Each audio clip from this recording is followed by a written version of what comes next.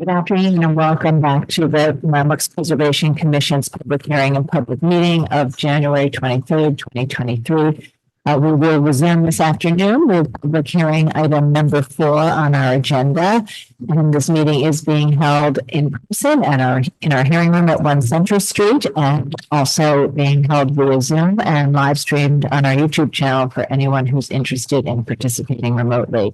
And with that, I'll turn it over to Corey Harala to take us through the afternoon agenda items. All right, thanks. Starting with public hearing item number 4, this is LPC 24-03192, an application for a certificate of appropriateness in the Borough of Brooklyn, Block 393, Lot 3, 196 Wyckoff Street in the Borum Hill Historic District Extension.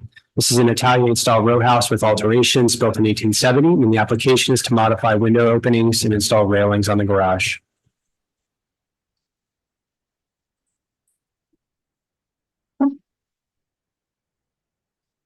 Good afternoon, everyone. My name is Anna Leshnik. I will be representing Tyler Savant, the architect of record for this project.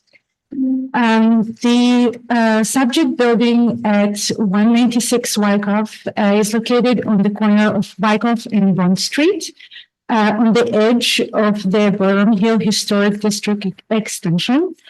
There are 2 structures on the site, a 3-story multifamily corner building in the north and the attached 4-car garage on the south. The primary building facade faces Wyckoff Street and the secondary facade faces Bond Street. The rear facade is visible above the garage from further south on Bond Street, which is beyond the historic district boundaries. From the historic photographs, we mostly can see the view of the Wyckoff Street. Those are the 2 photos on the left. There are actually no photographs that document the west facade, but you can see the garage and the rear facade on the last picture on the right. These are the areas that we'll be discussing in this presentation. The proposed scope of work for this review includes the new enlarged opening on the rear facade onto the non-occupiable rooftop and the conversion of the garage roof to a deck. The first is the new enlarged opening. This is the photo of the existing building from the corner of Wyckoff and Bond Street. This photo shows the secondary facade on Bond Street. Here you can see the attached garage on the right. And from the south, you can see the visible rear secondary facade over top the garage and the highlighted proposed area of work. This is the view looking back to the secondary facade. Back to the secondary facade from the garage rooftop. And again, the area that proposed to be modified is highlighted in white. Here you can see the proposal plan. The existing one is above and the proposed is below. The new enlarged opening will provide access from the 2nd floor kitchen to the outdoor non-occupiable roof deck. The south elevation shows the existing on the left and proposed on the right. What we propose is to install the new window door assembly that would match the existing lintel height and the width of the 2 existing windows, as well as dropping the seal on the most right window while maintaining the opening width as is. The proposed windows are final windows. You can see here the details of the new door and fixed side light. The glass panes are divided by mounting grills in even intervals. The proposed window door assembly is double glazed. It's low E glass, manufactured by Pella 250 series. The intended exterior finish is black. This is a rendering of the proposed opening from the garage rooftop. You can also see the railing that we will discuss in the second part of this presentation.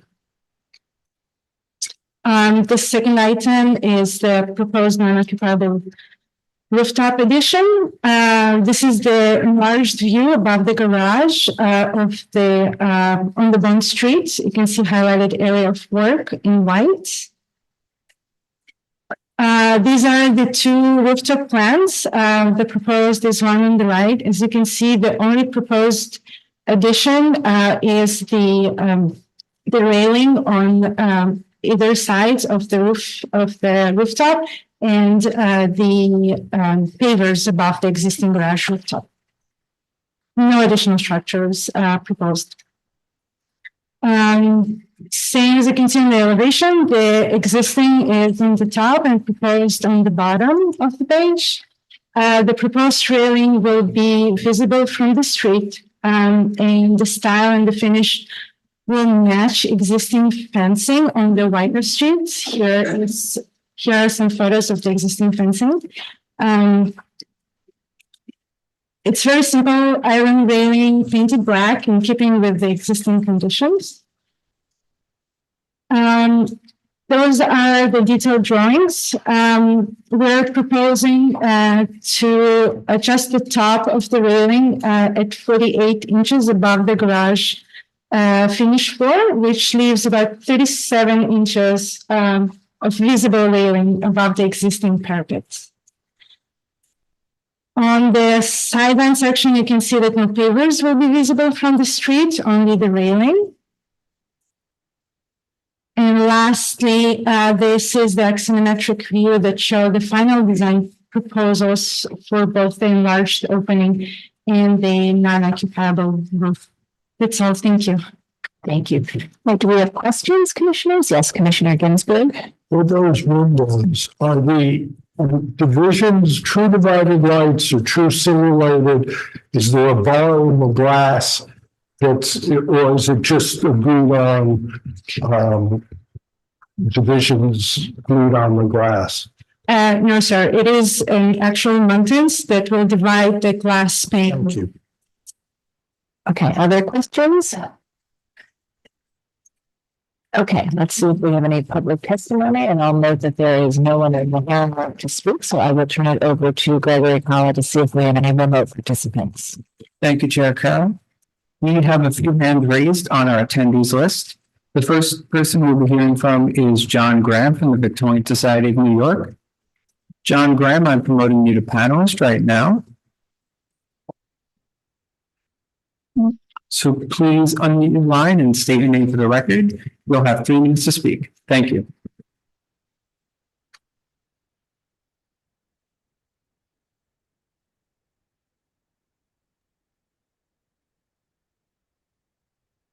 Good afternoon, Commissioners. John Graham for the Victorian Society of New York. The Victorian Society has no objection to the installation of black painted iron railings at the parapet of the garage wing of 196 Wyckoff.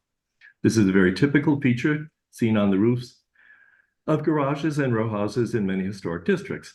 However, we feel that the applicants have selected the wrong inspiration for this railing. There are 2 types of railings in place at 196. There are the modern, spiky railings at the areaway on the Wyckoff Street facade.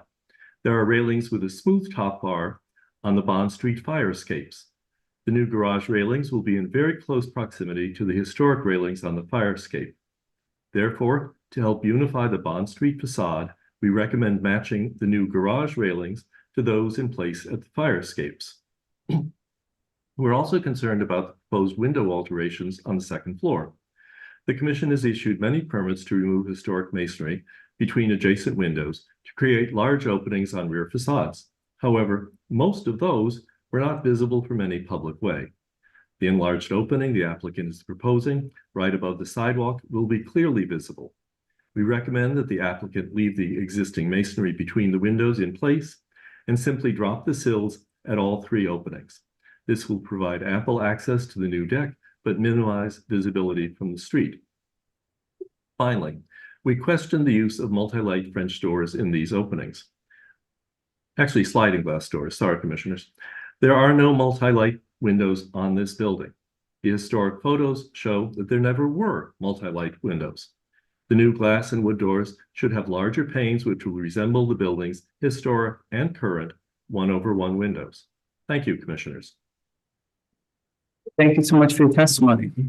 Next up, we'll be hearing from Lucy Levine from the Historic Districts Council. Lucy Levine, I'm promoting you to panelist right now. Please unmute your line and state your name for the record. You will have 3 minutes to speak. Thank you. Hi, Commissioners. My name is Lucy Levine. I'm speaking on behalf of the Historic Districts Council. HDC finds the proposed change in masonry openings appropriate. However, the muntin configuration should be further considered according to historic precedent, and the historic muntin configuration should be applied to windows across all 3 facades. Thank you. Thank you so much for your testimony. I do not see any further hands raised on the attendees list, so I will note for the record that Brooklyn Community Board 2 recommends approval. And I'll bring it back to you, Chair Carroll. Okay, thank you. So I'd like to ask if you'd like to respond to the comments we've heard. Absolutely. The proposed enlarged opening is indeed on the secondary rear facade. It is visible from the street. However, where it is visible from the street, it is beyond the historic district extension. We would be open to consider any comments or any advice that the board has, and we will proceed as you would advise us. Okay, thank you. All right, commissioners, do we have any final questions? Okay, so let's make a motion to close the hearing. Commissioner Jefferson, would you make a motion to close the hearing? So second. Thank you. So moved. So moved. Okay, and Commissioner Goldberg, would you second that motion? So second. All in favor, say aye. Any opposed? Okay, so the hearing is closed, and this is for an application to modify the window openings on the rear facade and install railings above the garage. And we've heard some testimony about the configuration of the new doors and the opening. And I would note that the commission has approved modifying windows at this level on other corner buildings with the 1-story additions or garages behind it. So I think that it's appropriate to consider some modification to these openings, and we'll have a discussion on where we are on that. So Commissioner Master, would you like to start this one? Sure. Yeah, I think this is pretty straightforward. In terms of the enlarged openings, I think they're minimally visible, even though they are visible, and it's from a secondary facade over the garage. So I think that's appropriate. In terms of the railings over the garage, I think that's appropriate. It's something that we see in this historic district. The one thing I would say is, I know that the Victorian Society had mentioned, railings that corresponded more with the fire escape. And, if that's not a big deal, maybe we can just explore that, because it seems like it would be, I think they raised a good point. Okay, great. Thank you. Commissioner Jefferson? So the windows are fine. The railings I have a problem with. They're 6 feet tall. And 6 feet. 48 inches. So, all right, there's 48 inches above the pavers, and I think it was 37 above the parapet wall. Community and Greenwich. Yeah, so Revised after that. I'm sorry. So I thought that was a real option. okay, If it's within. okay, thank you for clarifying that, Roberto. Okay. Commissioner Goldblum? I think it's appropriate as presented. I think the idea of modifying the railing to match the fire escape is a good idea. Okay. Commissioner Ginsburg. I think it's appropriate. I do think the point that the historic photos do not show divisions, it might make sense to get rid of the divisions in those windows. But in general, I think it's fine. Vice Chair Bland. It's appropriate, and particularly so if this is what gets to activate the roof to more useful purpose in our city of not enough green space. Commissioner Letchworth. I think it's appropriate. Okay, Commissioner Halford Smith. Where did she go? She was here.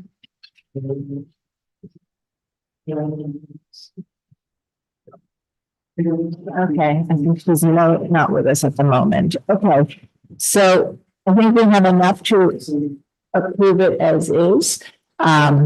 She's there now? Okay. Oh, she was there when we started the item, though. Here she is, she's back. Commissioner Halford Smith, are you able to do the presentation and hear the discussion? Yes, I was booted off as a panelist, so I've been listening, but yes, I find this appropriate. Okay, appropriate. Okay, so I think that we have a consensus to approve as presented, but we can ask them to explore the design of the railing as well. So Commissioner Master, would you make that motion? Sure. In the matter of LPC -24-03192, 196 Wyckoff Street, Barham Hill Historic District Extension, an Italianate style row house with alterations built in 1870. Application is to modify window openings and install railings on the garage. I note that the building style, scale, materials, and details are among the features that contribute to the special architectural and historic character of the Barham Hill Historic District. I recommend approval, finding that the proposed work will not eliminate or damage any significant architectural features, that the presence of an extended parapet and black painted metal picket railings at the garage roof will be consistent with other garages in the historic district, including some where roof decks have been installed, that the proposed enlarged openings at the rear facade featuring a multi-light tripartite door assembly and single door will align with the openings at the top floor and will not call undue attention to themselves, and that the work will not detract from the special architectural or historic character of the building or the Barham Hill Historic District. And I encourage the applicant to work with staff to refine the railings. Okay, so it's to explore that. And so, okay. And Commissioner Jefferson, would you second that motion? So second. Okay.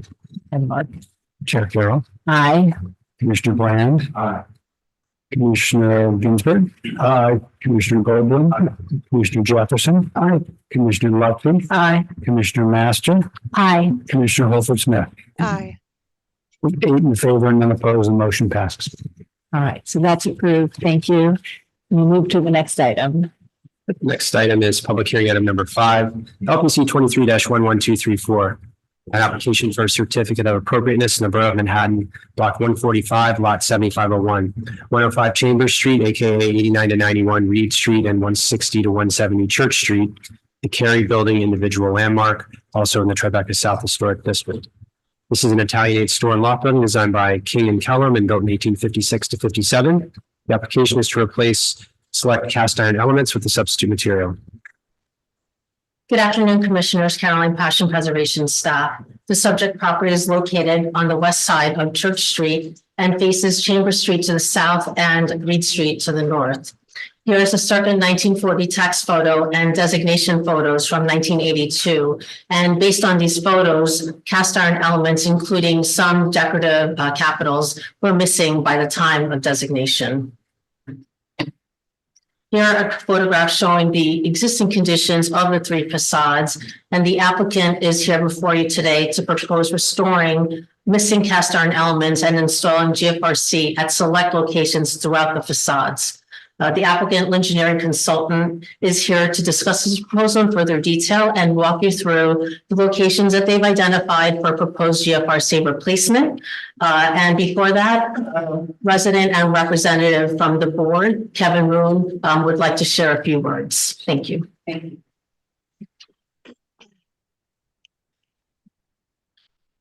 I'm Kevin Roon from 105 Chamber Street, 89 Reed Street. Thank you, commissioners. Thank you, Caroline. I obviously I'm here to lobby for replacing the materials that we have identified as needing replacing on the building. My husband and I fell in love with this place when we saw it and signed contracts on it in, I think, beginning of 2005. One of the challenges that we have had with this building from the get-go is that the previous owner was in the most charitable terms, rather negligent in looking after many aspects of this building. That was first manifest by the fact that it took us 2 years to go through the condo docs to get them to a legally interpretable state so that we were prepared to sign to be able to purchase the property. It's been a journey since then, which we have loved. I've moved in 2008, so I've been in the building as long as anybody except for our neighbors in Penthouse North, Matt Kaiser. I'm learning a lot along the way, including all the various people that are involved, looking after this wonderful building who all have its best interests at heart. I have been very pleasantly impressed with the help that we've gotten from Landmarks Preservation, from the Architectural Trust that has an easement on the facade, and the new owners that mercifully have moved in on the lower floors from the penthouses. So the point about bringing up the legal documents was that it took us 2 years to go through that. It's a big building, it's an old building, it's a complicated building, and our perspective, both as a resident, but as me representing the board, is that we are trying, it's a slow slog, but we are trying very hard to diligently go through and dot all of our I's and cross all of our T's and try to get this done in a way that it hasn't been before. It's been a little frustrating for us that it doesn't happen a little faster, but we want to make sure that it's done right. And I appreciate your time and consideration of this application. Good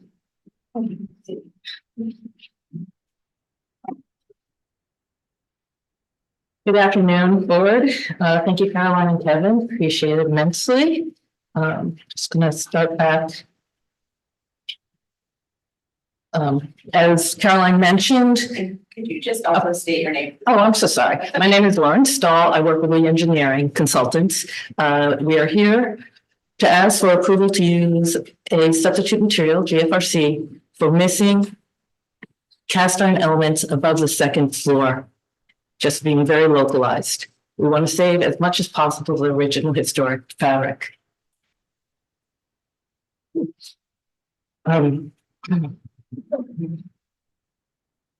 As Caroline already pointed out, this shows. The Hare Building, built in 1857, was designated as an individual landmark and was then made part of the Tribeca South Historic District.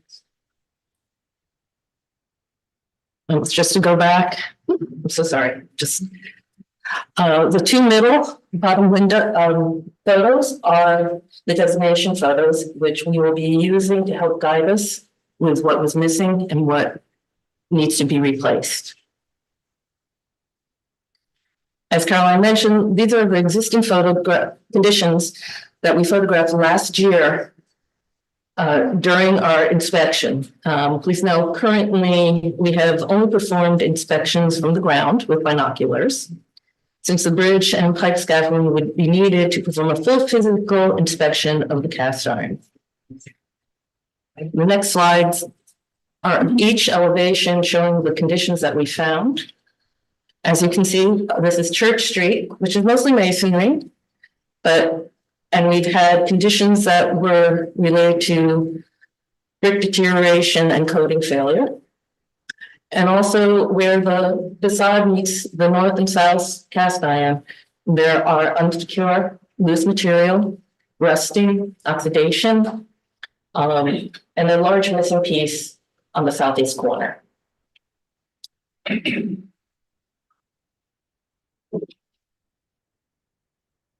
On the north facade, Reed Street, as you see, we found locations which just need repair. And again, we are just going to try to save as much of the historic fabric as possible. There's bent metal, there's rusting, and there's some conditions that we need to verify even further. So we want to do a hands-on inspection. For the southwest part of Chambers Street, same kind of conditions are found. Missing elements higher up, unsecure pieces above, cracks and open seams. And also going back to this element of the southeast corner, that was a violation which we want to rectify.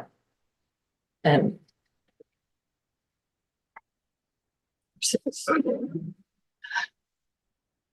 or sorry, taking seven. This illustrates what our proposal for location of the GFRC. Everything on ground floor, we're going to repair or replace in kind with cast iron. Above that, we are proposing GFRC as needed.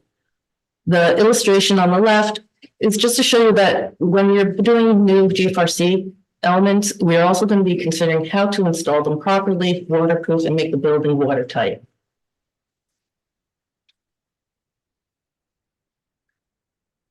This slide is showing you, obviously, GFRC, the pros that we were really looking forward to using. I'm not going to read them down because I know you guys already know about this product material.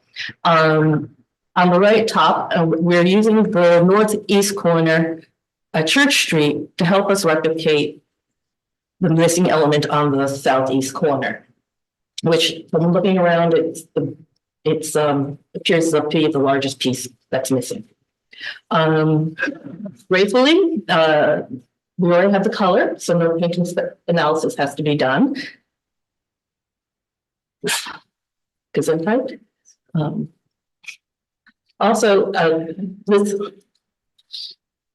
There have been also other projects that Landmarks have approved using GFRC as a substitute material for cast iron. This is 93 Reed Street, which is right next door. The replacement of the GFRC material was approved in 2015, and was used for the decorative capitals. This is showing an illustration of how one can install GFRC as capitals and how flexible, how exacting a detail you can get with using GFRC to replicate historic elements. Another building that was approved and is 361 Broadway, which is also an individual landmark on the National Register, just like the Cary building. They used the GFRC on the 2nd through 5th floor entablatures, and was one of the largest and latest cast iron facades that was ever done in the commercial cast iron. So while Cary building was one of the first cast iron used in the area. Another building that was approved was the Arnold Constable building. This building shows how GFRC can be used to return a historic building to its original appearance. Prior to this, the cast iron was removed, brick was installed around, and then they removed the brick and reinstalled using GFRC and historic information to replicate the original appearance. So in conclusion, you know that historic cast iron do show deterioration over time with weather, neglect, which Kevin has mentioned. This building, previous management company did not really take care of it, and we all want to take care of it. We also know that cast iron is extremely heavy, and with the existing deterioration, we're concerned with weakening structural systems and would like to use a lighter material so that it will help the building last longer.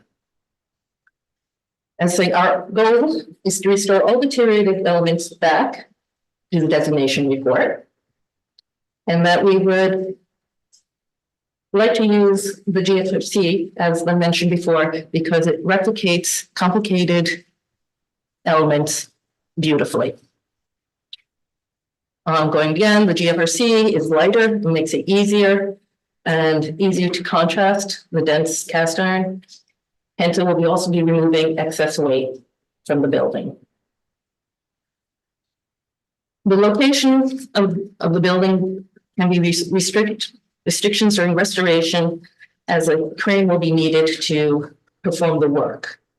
The north side rock fault has existing structural issues that we are also in the process of working on to rectify. The levered load on the north side would help the structural wall. As we also mentioned, there are several buildings in the cast iron area that have been using GFRC. So this product has proven itself over time. And again, we are only proposing to use it on the second floor and above, and we will restore the first floor. And thank you very much.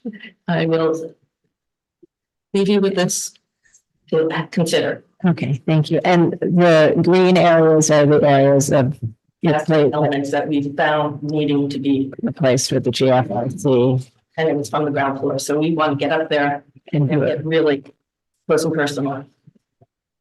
Okay, commissioners, any questions? Yes, Commissioner Jefferson. I need a little lesson in GFRC. And I don't know how long it's been around, but my question is, for the last 25 years, A, B, does it discolor over time? Do we know? Do we know? So these are two major issues, because I don't want to have a pot-like opinion, but I don't know enough about the material to make a decision. And I think, we have approved GFRC for selective replacement on cast iron facades. And so the applicant showed some examples of those that were all in, I think, around 2008 to 2010. So it gives you a sense for that time period. But Corey, do you want to speak a little bit more about the practices of the commission and the longevity issues? Yeah, I mean, as far as I know, the commission has been approving it for various uses, not necessarily cast iron, but certainly for masonry like terracotta as a substitute material for probably at least a couple of decades. It's been around for a while. I think it does depend on, what it's replacing in terms of how viable it is as a substitute. It may have different thermal movement. It may have different finish qualities. It may attach to the building differently than the original material. And that does come into play in a project like this, where a cast iron facade, some of it is sort of self-supporting structural, bolted and screwed together. Others are pinned attachments that are more easily replaced.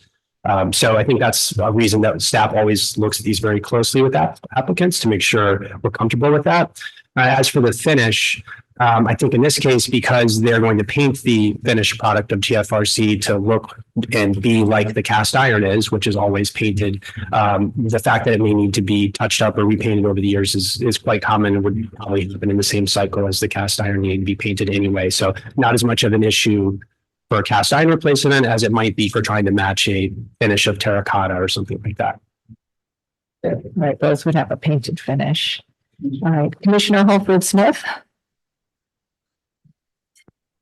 Yes, thank you. Applicant said they only did a visual inspection with binoculars. And I'm wondering if they did an inspection, if they were able to use the fire escape to at least get their hands on that portion of the facade and feel, just touch the cast iron and see what kind of condition it's in. Because I've had recent experience with a cast iron facade with Corinthian columns where we just touched one of the leaves and it just came off of my hand. Question for, no, we did not have the opportunity or chance to go into the fire escapes. So the scope could be much larger than this. Yes. Yeah. Also, are you planning to, I'm looking at the Reed Street facade, I'm not sure which sheet it is, sheet 6 on the PDF. You're identifying number 2, bent and rusted cast iron element. In those conditions, are you planning on replacing the missing capital as well, or are you just doing the repairs to the existing material? Our goal is to repair first. And also use the designation report photographs to clarify where something truly is missing. Because if you go back to some of the historic or designation report, I don't know if there's a cursor. As I said.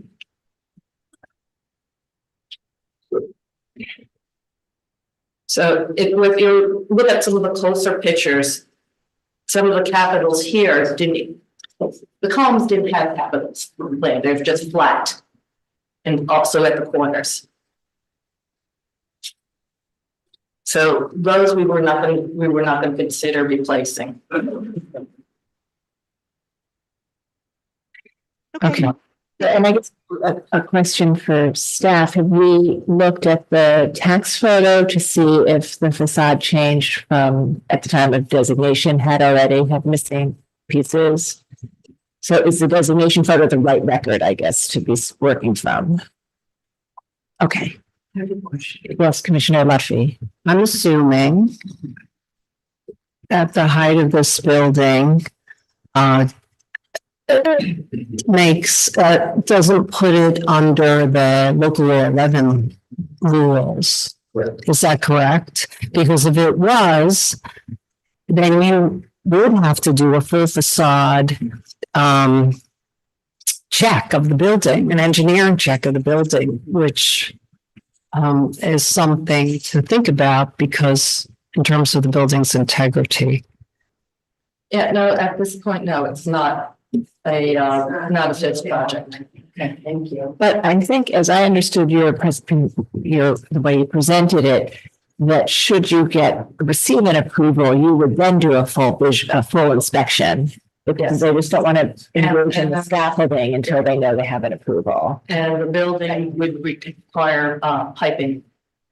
Because the roof does not allow for swing scaffolding and outriggers. Got it. Okay, other questions? Okay, let's see if we have any testimony. Is there anyone in the room who would like to speak on this item? Noting that there isn't, I will turn it over to Gregory Collin to see if we have any remote participants. Thank you, Chair Carroll. We have one hand raised in the attendees list, that being John Graham from the Victorian Society in New York. John Graham, I'm promoting you to panelist right now. Please unmute your line and state your name for the record. You will have 3 minutes to speak. Thank you.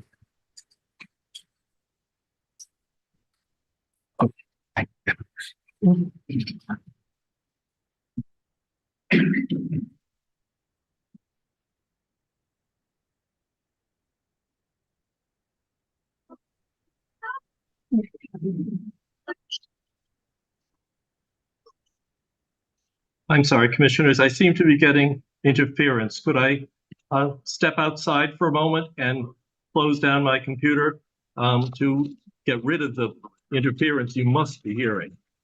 We don't, John, you sound perfect to us. We don't hear any. Okay, that's great. Good afternoon, commissioners. John Graham for the Victorian Society of New York. The Victorian Society must oppose some aspects of the proposed repairs to the north, south, and east facades of the Kerry building, identified in the designation report as, and I quote, one of New York's most important commercial structures.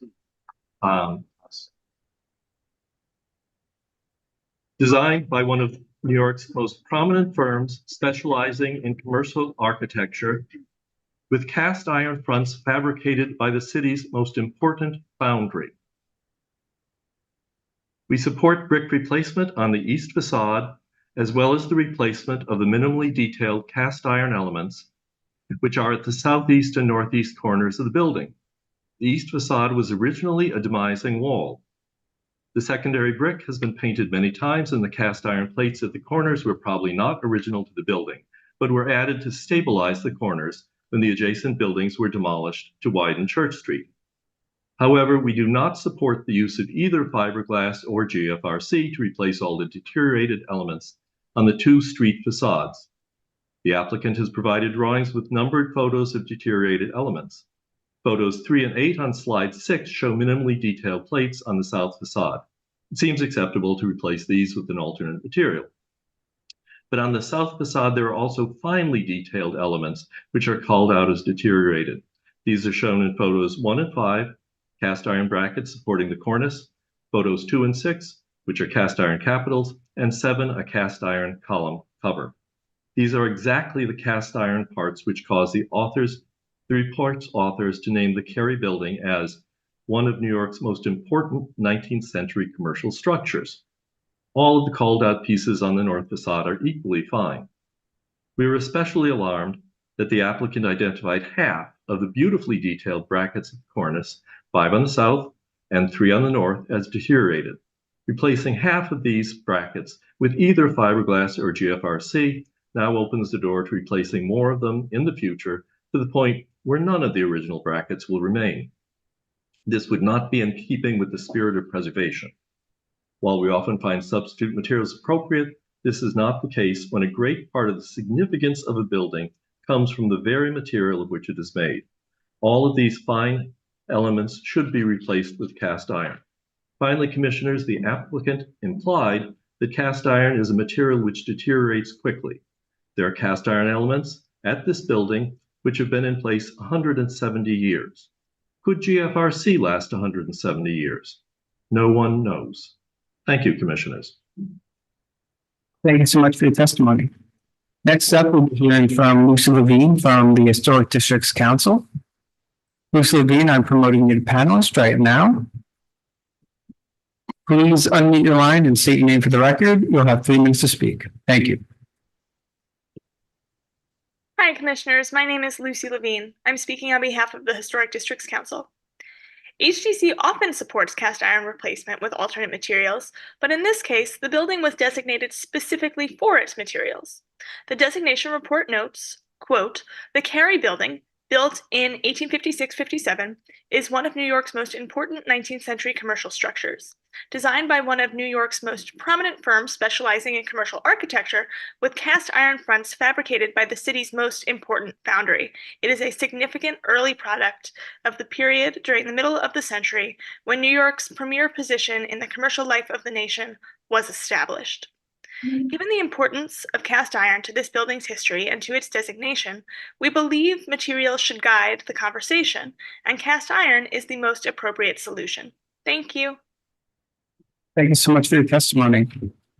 I do not see any further hands raised for this item, so I will note for the record that Manhattan Community Board 1 recommends denial of the proposed fiberglass replacement and cautions that this should not become the standard for the restoration of cast iron buildings throughout the historic districts.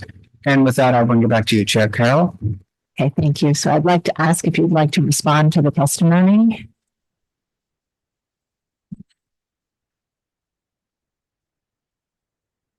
Hi, my name is Jean Lynn from Engineering. I apologize. English is not my first language. I get nervous. I can't think of the words. So if I'm not saying the best intelligent words, please forgive me. This building is not the only one that is designated for its cast iron. And we do want to, prolong the life of this. And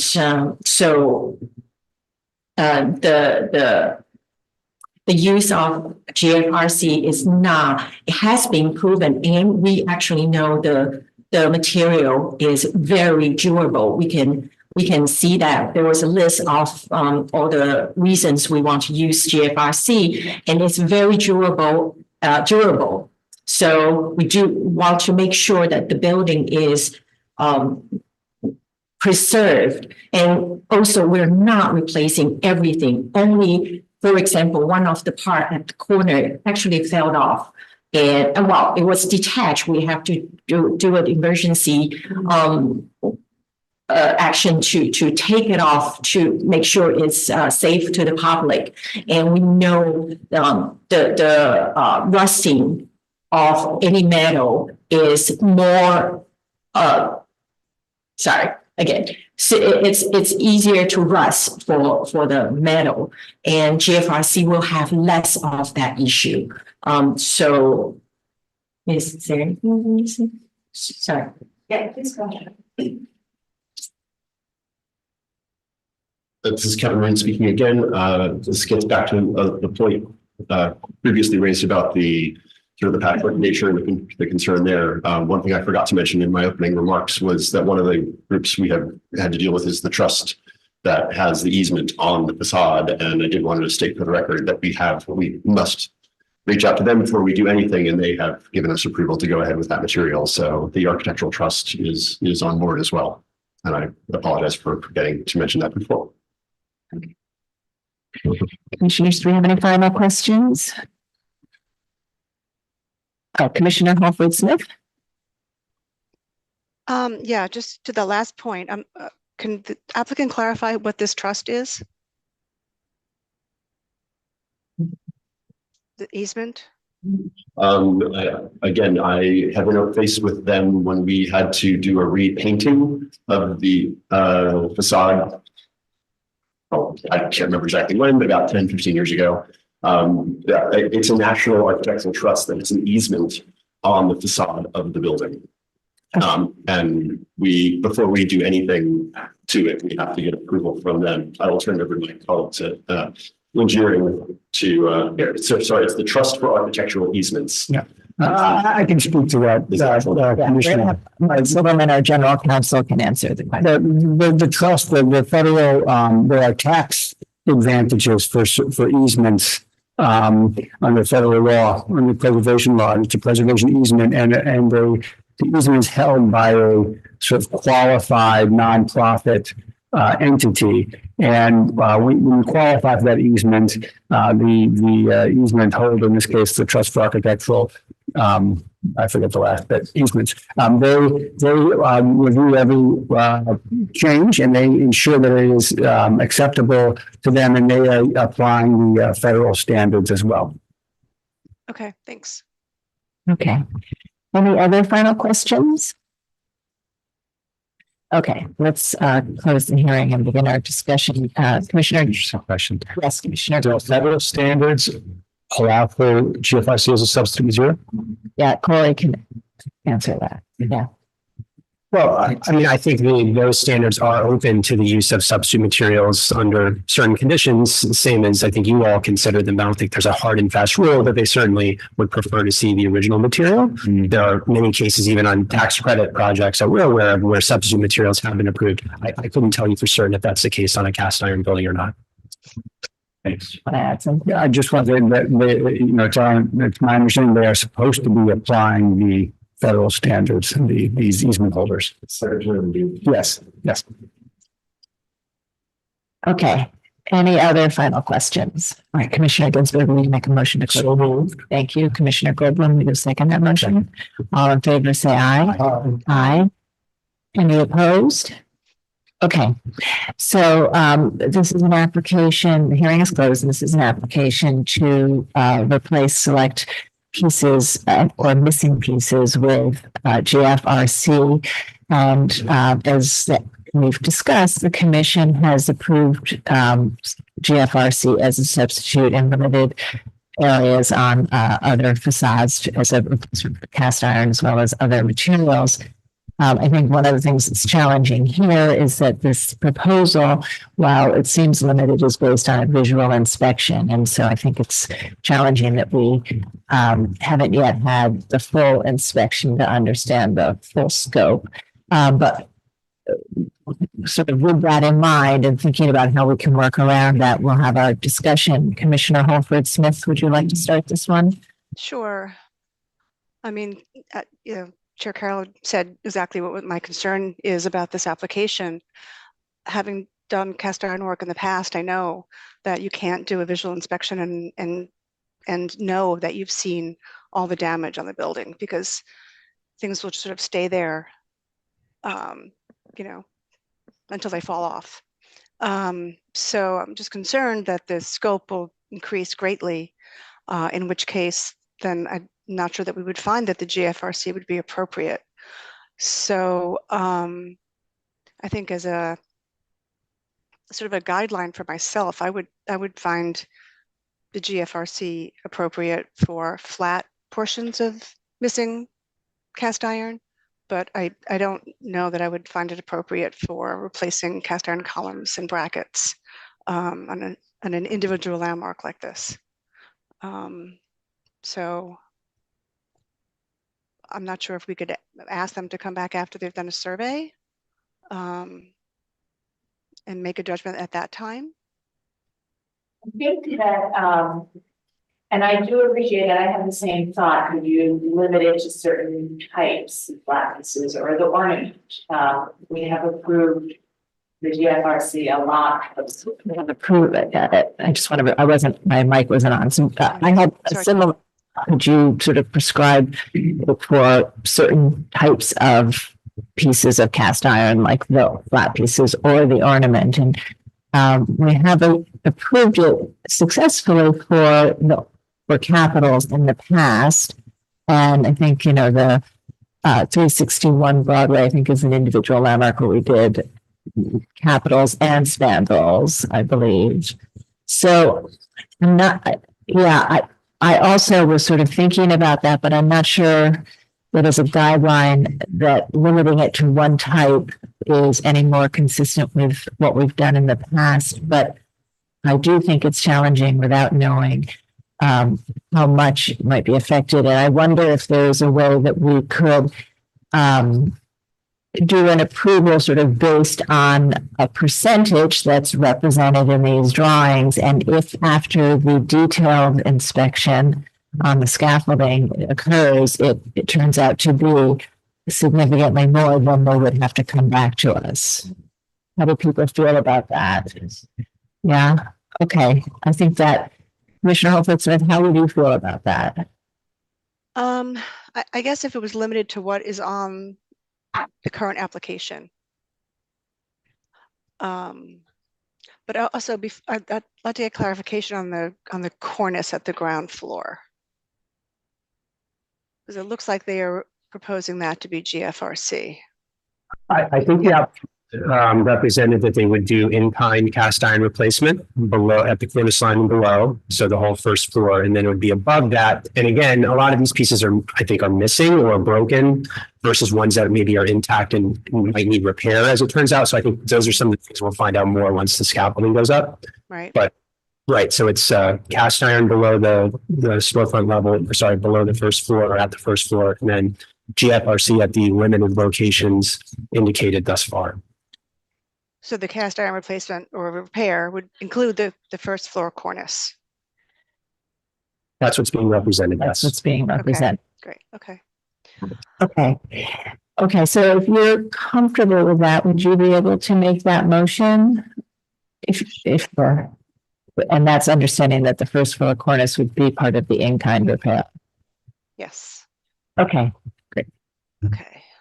In the matter of LPC 2311234, 105 Chamber Street, aka 8991 Reed Street, and 160-170 Church Street, Carey Building, individual landmark, Tribeca South Historic District.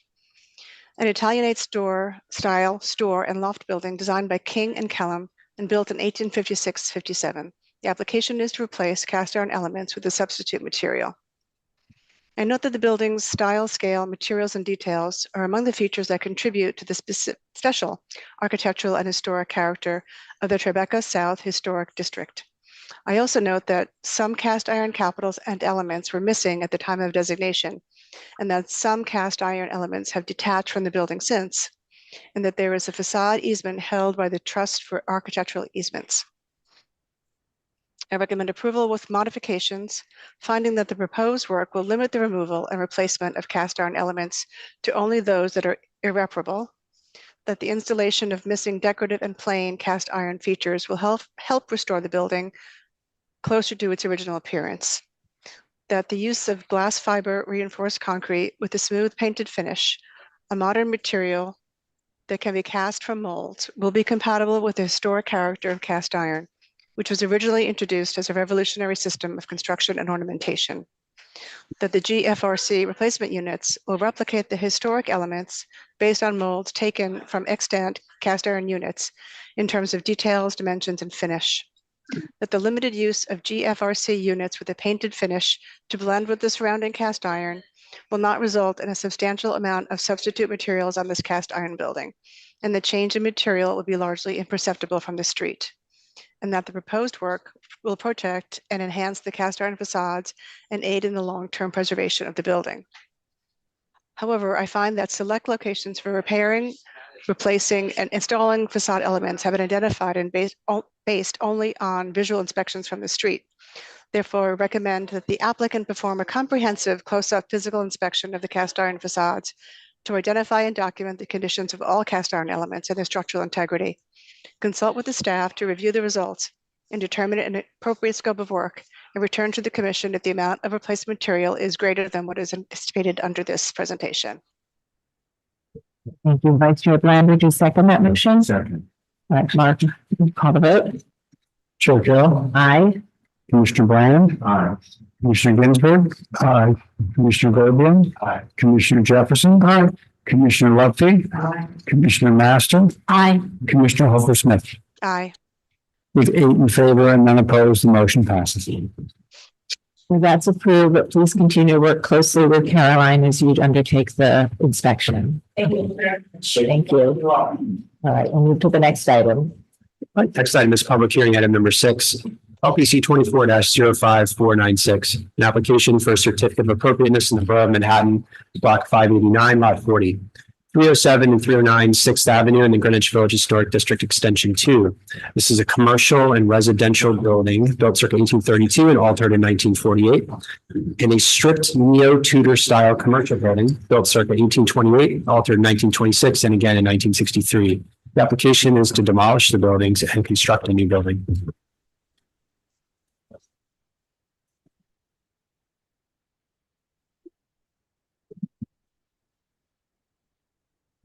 Good afternoon, Commissioners. Cass Stackenberg, Higgins, Grace Barth, and Partners. Nice to see you. Thanks. As Corey mentioned, 307 and 309 6th Avenue, located here. This is 307, 309. Sorry, before I begin, let me introduce Ralph Kowalczyk from Isaac and Stern, who is the design architect. I'm going to be making the presentation, but Ralph, of course, is available for questions as we move through this. 307, 309. Located here on the west side of 6th Avenue, two-story taxpayers located in the Greenwich Village Historic District Extension 2. The scope involves demolishing both of those buildings and constructing a 6-story as of right residential building with a 1-story setback floor on the roof. Looking at a sort of broader scope of the view up 6th Avenue. This is the block front, more or less from Bleecker Street up to West 4th Street. It's a particularly varied stretch of this historic district. This is the location of the two buildings, 307 and 309. And you can see across that block front the range of 5-story residential buildings to the southern portion of the block, lower scale buildings near the middle, including a converted church, which is now a movie theater, and then the 12-story Riverside building at the north end of the block, somewhat anomalous for the district, a building that shows up in many of these photographs used for printing, publishing, and art studios. You can also see in this photograph, which I think is significant, is just the scale of 6th Avenue. 6th Avenue is 100 feet wide by far the widest street in the district, but it's also made to feel a bit broader because of the extension to the south, and you'll see this a bit more in some historic maps. The northern portion of this stretch is historic, but the southern portion, right in the foreground of the photograph, is a result of the widening and creation of 6th Avenue and the construction of the subway. So it opens up, this section of 6th Avenue opens up with Carmel 309 Bardino Square here, this open park, and then the 100 feet of Sixth Avenue. So it's an unusual stretch and edge condition within the district, and we think it's worth noting that scale and how different it is from the surrounding areas of the district. So here on the left, the district map highlighted in green are two projects, two lots. You can see Sixth Avenue extended here, the extension, the historic extension from the 20s and 30s here. But you also get a sense of the sort of tight-knit fabric of the district within the core of the district, where the streets are typically 40 feet wide. Sixth Avenue here at 100 feet wide is quite different. The other thing I'll point out, and you can see it more clearly here in the Sanborn map, the irregularity of the blocks that make up the extension here in this district. So there are a handful, 2 or 3 sort of regular rectilinear rectangular blocks within this district extension. Our block 589 here, this is actually the historic form of the block. This was not a result of the cutting of Sixth Avenue. So it's quite of a regular block.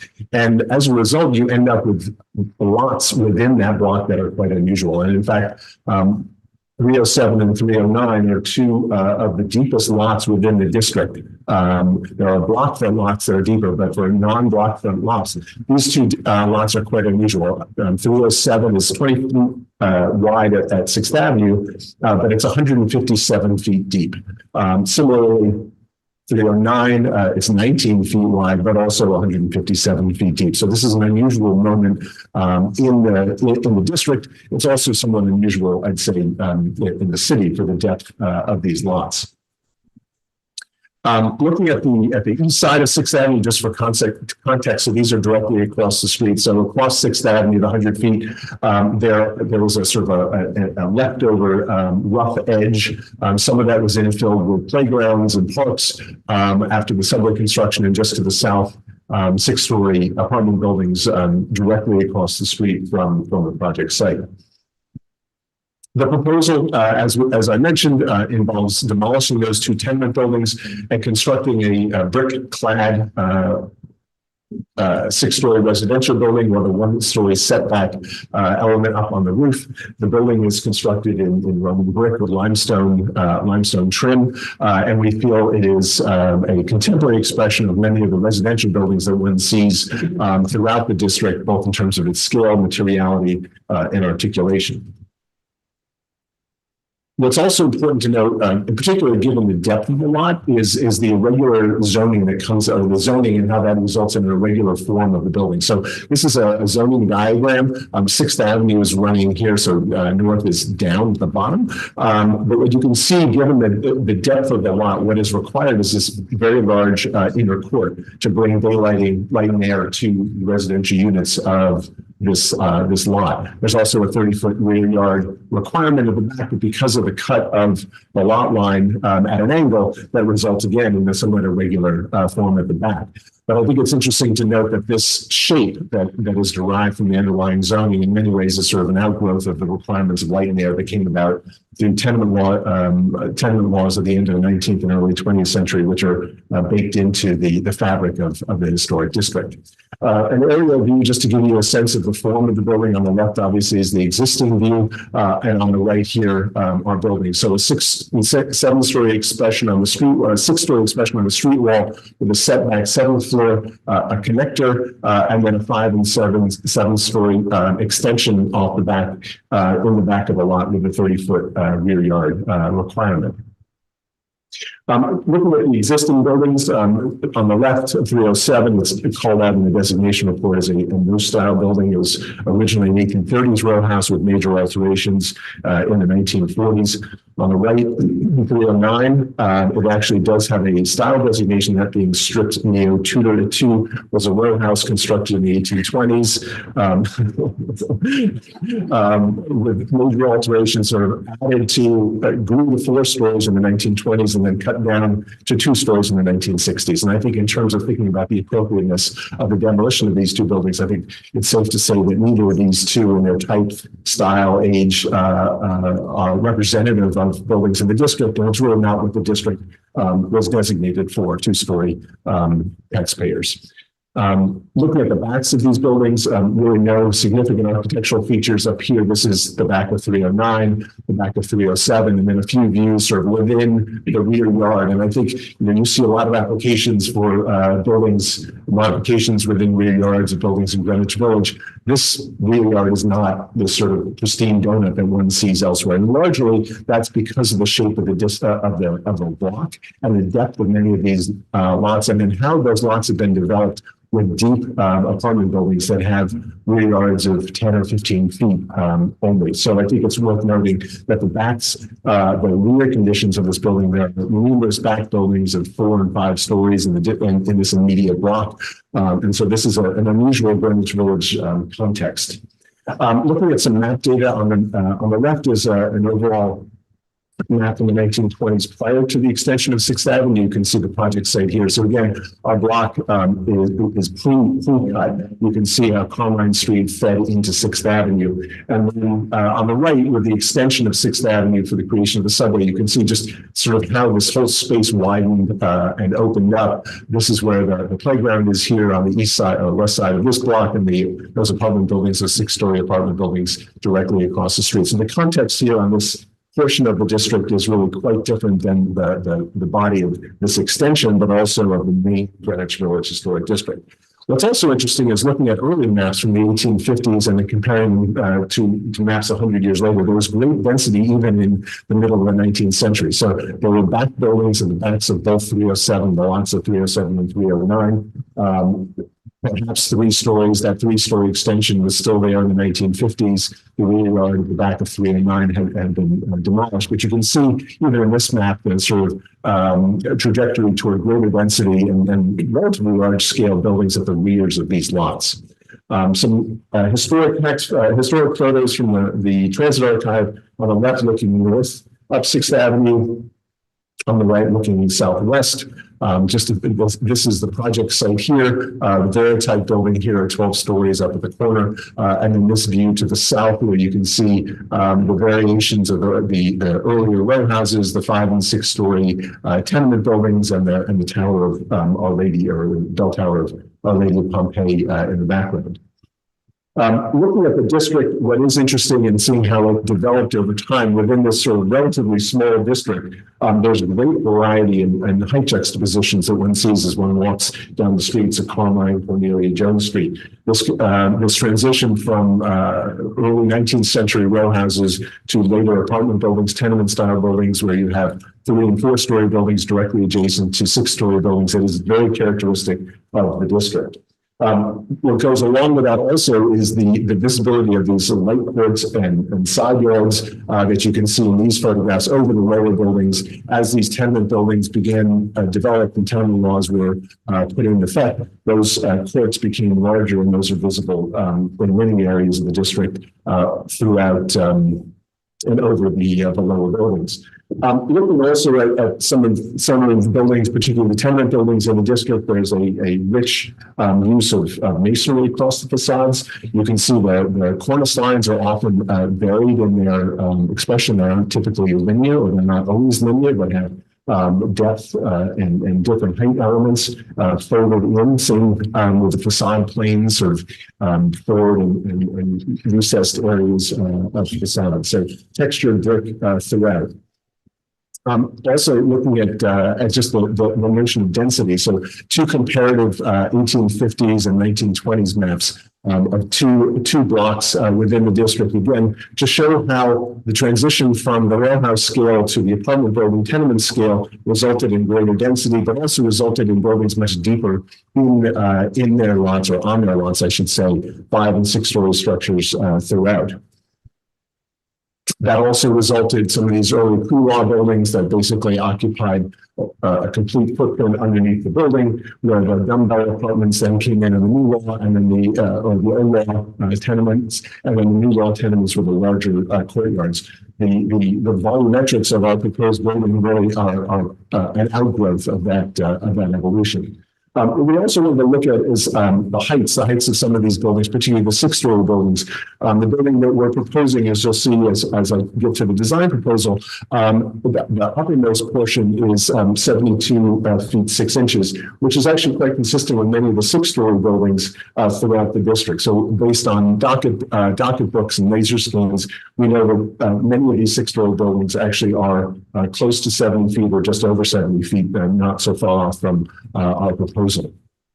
And then finally, before we go to the scope of the design work, I did want to just point out this notion of sort of irregularity, where we have these irregular shaped blocks, some of them the result of the cutting of the suburb, but others actually original to the city's map. We do end up with unusual footprints and unusual volume. So this building, which fronts onto Bedford Street, a six-story building here, has this sort of jog and offset with a full 6-story height extension off the back that goes to the back of the lot line. And then this building here, which is just north of the project site, this is the Dutch Reformed Church that's now a movie theater. This is just to the north, and then the Riverside building here.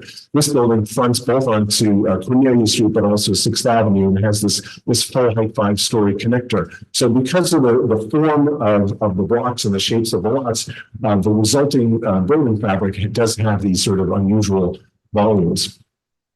Demolitions in the district, you have seen many of these in the last 10 years, a few examples from that. 2-story buildings, garage buildings, taxpayers, buildings that the commission found to be appropriate to be demolished in place of new residential buildings. And some images of some of those buildings, typically 5-story and 6-story, like these here, were visible additions on the roof. This building from 2008, a little bit later, a 5-story expression on 6th Avenue with a very prominent brick flat addition on the roof. That's directly to the north of our project site. So we think our proposal is within keeping of previous approvals, but also I think thinking about very good streetscape on this portion of 6th Avenue. So an overall block front elevation showing obviously the range in heights. As I mentioned, this is anomalous, but one sees 5-story structures, 2-story structures on this block front, as well as 12-story. And you can see our proposal with its 6-story street wall expression and the 1-story setback at the roof, really sort of in line with that variability that exists across the street. Turning to materiality and some of the textural qualities of the building. On the street facade, it will be clad in a tan Roman brick with limestone trim, side elevations and rear in stucco. You can see there's a tall storefront at the ground floor, building entry here, commercial entry here, egress door here, and then 5 stories of residential use above, and 1-story setback addition element on the roof with a stair and elevated bulkhead above. The goal is to sort of incorporate textures and planar shifts that don't mimic the historic tenement design, but really are sort of derived from that earlier expression of residential architecture, using some of the same materiality that one sees in buildings of 125 years previous. And then the rear elevation, simple with balconies and railings and clad in stucco. Side elevation. So this is the front facade. And this is the building directly adjacent. The immediate return will be in brick as well. And just noting floor heights, we have a 12-foot floor height at the ground floor, and all the other floors are 10 feet, so not particularly tall. And then turning to the south elevation. So again, the return wall will be in brick, and then that light court, which you can only see into in just a moment. You'll see in a rendering. There's just a moment on the east side of 6th Avenue where you can see into that, but you don't see this elevation, and then the extension off the back of the building.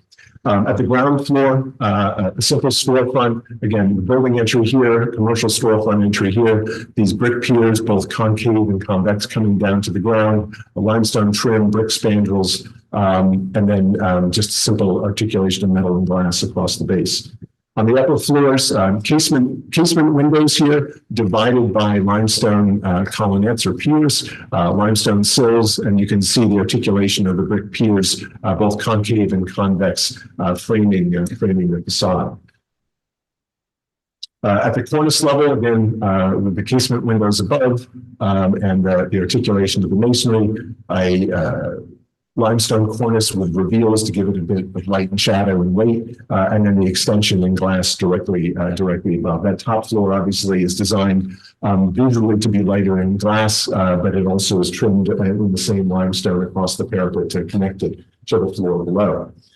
Some floor plans. There is a little bit of excavation work in this back corner of the first floor. It is not adjacent to any structure in the adjacent lot, but we do want to note that. The existing building has a cellar that extends all the way back here, and so that will be reused as part of the new development. The first floor plan here with a court, sorry, this is the second floor with a court here, apartments in the front and the back, and then continuing up the building, the top floor shown here with this is the sixth floor, the seventh floor with this setback top floor, 10 feet at the corners, 3 feet at the parapet, and then a connecting corridor. You can see this corridor is the narrowest that it can be to accommodate this large court. The switchback stairs, elevator, and corridor connecting to the back.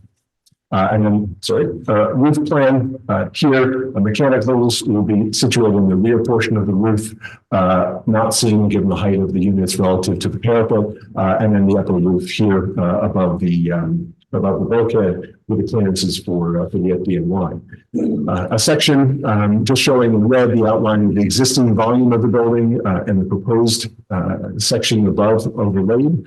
And then a diagram at the rear is just showing the planted areas, softscape, hardscape areas of the west end of the lot, and then within the courtyard. And then a few additional renderings. So renderings looking down 6th Avenue and up 6th Avenue, you can see the scale of the building sort of fits neatly with its surroundings, as well as I think the palette of materials and the tan brick. There's a range of bricks seen throughout the district. Red brick, buff brick. This building directly to the south in the tan brick, and so I think our building sort of bridges that divide nicely. This is, as I mentioned, this sort of moment on the east side of 6th Avenue where you can see over this 2-story tax pillar, and you can see just into the courtyard here, but you don't see any of the south-facing elevation, that glazed elevation that you can see in the section. And then just a clear expression of the building at 6 stories at the street wall with the setback at 7th floor. A few context renderings. So similar to that view you saw at the beginning of the presentation, looking north up 6th Avenue, the building situated in its context, the 5-story and 10-roof buildings to the south, 4-story buildings across the mid zone of the district of the block front with some of the 2-story taxpayers, the theater, and then the large scale commercial building up on 4th Street. Again, illustrating the sort of variety and variegated streetscape that exists across this block front. Due south from 3rd Street, again, the building in the context and the range of the masonry colors that exists across the block front. Further north up 6th Avenue, and we're looking south from about 4th Street, and just the side elevation, the stucco clad bulkhead visible from this distance. There is one additional view through an open lot on Cornelius Street. One to represent that. Again, one will see just the side stucco clad elevation through this 1-story open yard. A frontal sort of elevational rendering, again, seeing the textures of the building and the dynamic quality of the front facade relative to the buildings on either side. This sort of variety of text pillars and mid-20th century infill and earlier 19th century infill as well.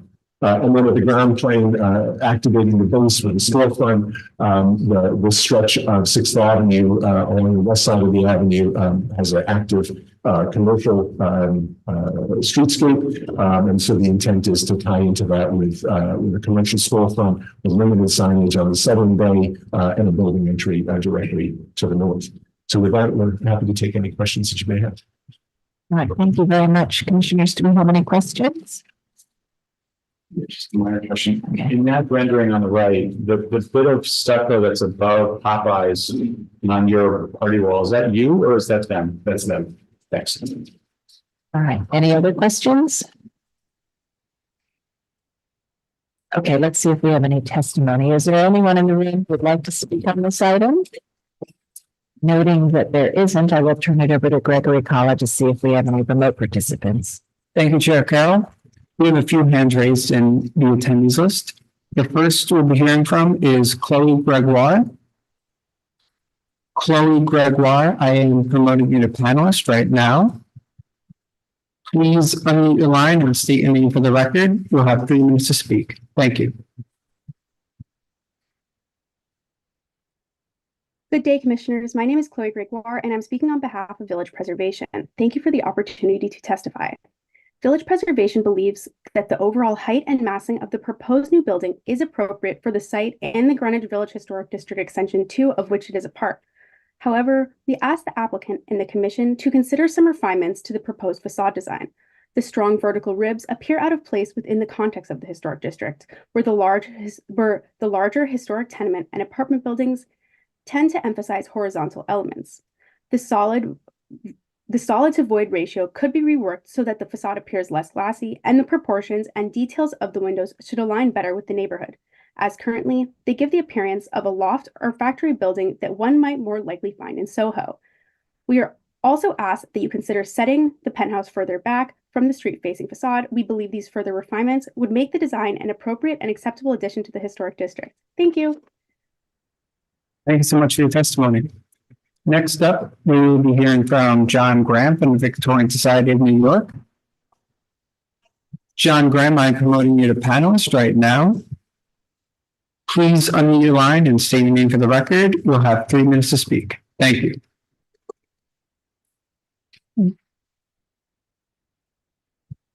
Good afternoon, Commissioners. John Graham for the Victorian Society of New York. We have no objection to the demolition of these two buildings. They've been altered so often, including adding and then removing floors, that there must be very little anything left of any historic material to work with. We think the proposed building makes good use of its site by distributing the floor area between front and back wings with a connector, creating an interior courtyard. We also think the height is compatible with the mixed building heights on this and similar streets in the district. But we find that the proposed street front facade falls short. It's a quintessentially neutral background and inoffensive facade, but it's located on an architecturally rather undistinguished block, and it would be so much better if the new building had a more positive presence, strengthening the architectural character of this district's edge. How to do this is a question we struggle with. We do not believe the answer is a more assertive contemporary building, which would further weaken the distinction of this block as an entrance to the historic district.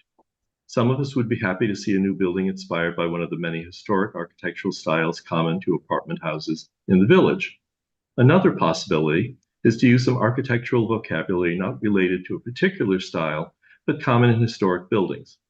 For example, window sizes and their masonry entrainments and details can vary floor by floor. The cornice can be strengthened. The materials can incorporate greater contrasts in tone and color. The ground floor can be elaborated to include a storefront with a realistic sign band.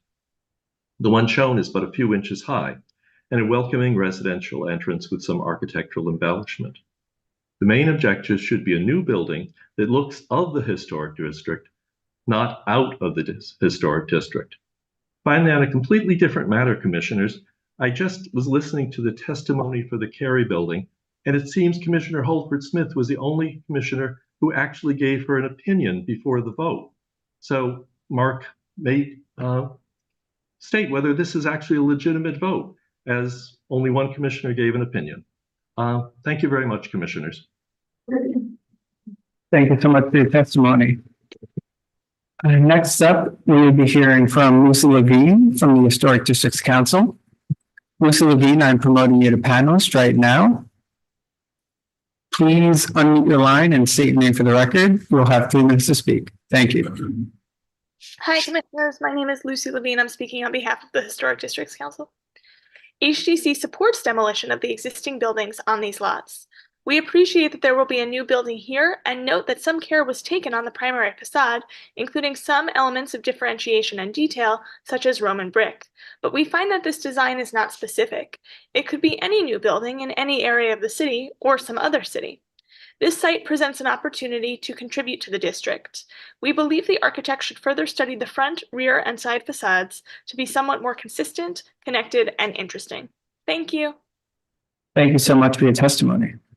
Next up, I do not see any further hands raised on this item.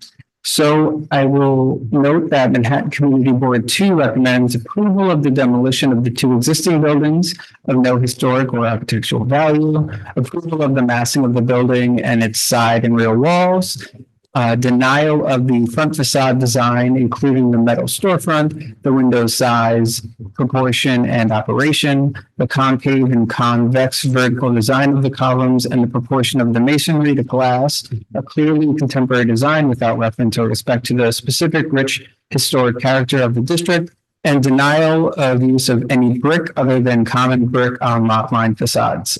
And with that, I'll bring it back to you, Chair Carroll. Okay, I'd like to ask if you'd like to respond to the comments. I'd note that most of them were comfortable with the overall height and massing, but there were really, these are mostly design comments and also addressing the top floor. Yeah, so I'm not going to go sort of point by point, but I do think, I think John Graham's comment was an interesting one, sort of a building that is of the district and not out of the district. I think, you know, in approaching this problem where you're looking at infill, there are obviously lots of different ways of handling this. And I think the approach for the team has been to come up with a building that feels like it is of the district. It's clad, you know, it's a masonry clad building. The scale of it, it is definitely a contemporary take on that. You know, most of the buildings in the district have double hung windows. This building rather has casement windows. But I think the context of this infill is significant. You're not seeing this building really in the context of the core of the district, where there's a density of 6-story tenement buildings and other apartment buildings and even some industrial buildings in this district. This is really sort of at the edge. And we think given the variegated, not only the scale of this, but even just the articulation across the building, the 1950s building directly to the south, the expression of the larger commercial building to the north, that allows for some variety. It doesn't need to look like a 19th century, early 20th century tenement. We think this is a good piece of contemporary architecture that fits comfortably in the district. Thank you. All right, commissioners, do we have any other questions? Okay, so let's move to close the hearing. Commissioner Master, would you make a motion to close the hearing? So moved. Thank you. Commissioner Jefferson, would you second that motion? Second. All in favor, say aye. Aye. Any opposed? Okay, so the hearing is closed and we will read the application. We have to remember to comment on the demolition of the two existing buildings. And then when we discuss the new building, the height, the massing, in this case, the footprint, and then the design composition and materials. Vice Chair Bland, would you like to start this one? Demolition is fine. Moving to the design now. I think the site is very interesting, and I appreciate a little history lesson and disruptive subway construction. Since we're going to have another one starting soon, that appears in one years, it can bring to the street system of our city, particularly in Greenwich Village. But it's produced what I think is a very interesting problem to solve with a lot of givens that can dictate roads in the back, for instance. But also I think the historic development and the densification over time was an interesting way of telling us why a bigger building might be appropriate here now. So I sort of accept the idea. For me, the issue comes down to the facade. And at first, I sort of liked the building. It was, it sort of fits in as it doesn't stand out too much. It doesn't call too much attention to itself. It's a reserved kind of quiet building with some interesting details, I think, when we get close up to it. But then the more I thought about it and look at it, in particular here, it does look generic. There's a sort of a generic aspect to it here that troubles me a little bit. And I think maybe could do with a little around. The the seventh floor setback, somehow the further away we got from the building, it seemed to loom. I guess that's just perspective, isn't it? But at first it seemed okay, and now maybe it doesn't seem quite as okay. I don't know if it can be reduced in height or pushed back or eliminated altogether. I'm sure there's the best way in this odd situation to get every square foot possible. So I understand the push to get those square feet. Anyway, I think it's off and running in a reasonable direction. I think I can support the general height massing of the building, but I think just another pass at a little bit less generic quality to it. And I think more detail and more interesting exploration of the ground floor will be, the street, the storefronts will help the building. Okay, thank you. Commissioner Ginsburg? In general, I agree with Commissioner Bland's comments. I think that rooftop addition, if you look at the 12-story building to the north, it has a setback addition, but it's out of brick. And it might work better if instead of glass, it was brick. I'm not sure also if you could lower it a bit or so on. I also agree on that ground floor commercial space, it needs to be a little messier. If you look down the street, there's signage. There's no signage shown here.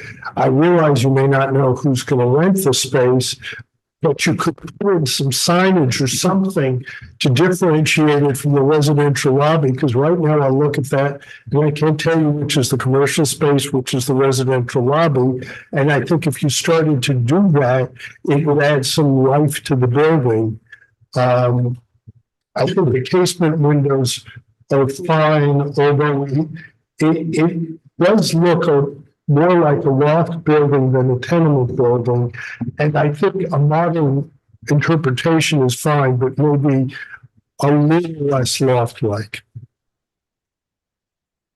Commissioner Goldblum? I agree 100% with my cohorts here.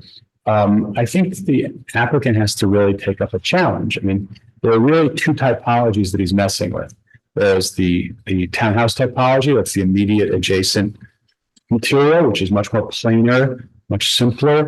And then there's the tenement, which is the much more relevant precedent, which is much more robust and which, Cass noted, is characterized not only by modifications in the profile of the building, ins and outs, bays, variegated cornice designs. There's a real, if you look, this building has looked clearly at lofts, down Soho type lofts, and abstracted it into a brick vocabulary, into a more modern take. You got to do the same kind of exploration with the tenement as a type. Look at how it designates vertical versus horizontal. Look at the form of the facade, and not to do a historic. Don't build a tenement from 1890 here, but build a building that feels comfortable in the district. This one really belongs a few blocks south. I think you got to really look at it. I also agree with Mark 100% that the base is undercooked, and that this road particularly has a very dynamic and strong and highly identified retail strip, and that the residential entrance should be distinguished from it in some way. I personally think you should lop off the front of the rooftop addition and leave the back. And I also think that the portion of the back of the building that can be seen should not have the balconies on it. I think it looks like kind of a Florida condo looming up in the back of a Greenwich Village tenement, neo-tenement. I also agree with the comments of one of the testimonies about I think it was the community board, about the use of common brick on the side walls. I think that's a much more, you can return the fancy stuff a little bit, but then shift to the common brick. I think that's the more typical approach. I think oddly enough, using the face brick at the back will make it look, it'll draw your attention back to the stuff that you don't want to see necessarily. So I think you're better off, well, you said a couple of bucks too. All right, Commissioner Jefferson? Yes, I think the plan, the floor plans are really quite nice. I think they're really kind of exciting.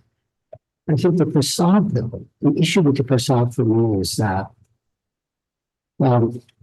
it's so solid looking, it's so formal. And I'm wondering, what if it's not two pieces, but just one log with one facade without the intermediate vertical coming down the back up? And I don't think it's going to. I think there's something about the proportion of this. The solemn, how solemn feels out of place. It just doesn't feel like. I'm not talking about the type of district and all that. It's not facade doesn't feel like. And therefore, they need to go back and investigate that issue. I think the rooftop, if you right now see there's a film popping out, it's extreme. If they pushed it back and kept it in brick, another material, I could accept it. But right now, it's just another element dropping. It's not, doesn't tie in with the existing building in any way. And the lobby, well, it's just undifferentiated. It's needs work. Okay, thank you. Commissioner Master? I agree with the comments of a lot of the commissioners. In terms of the demolition, I think that's fine. The height and the massing in general, I think is fine. The issue, as everybody has said, is really the facade. And I think the commissioners have provided a lot of interesting and very good suggestions. But I think that VSNY actually captured it well when they said it's an inoffensive facade and that the building needs more positive presence.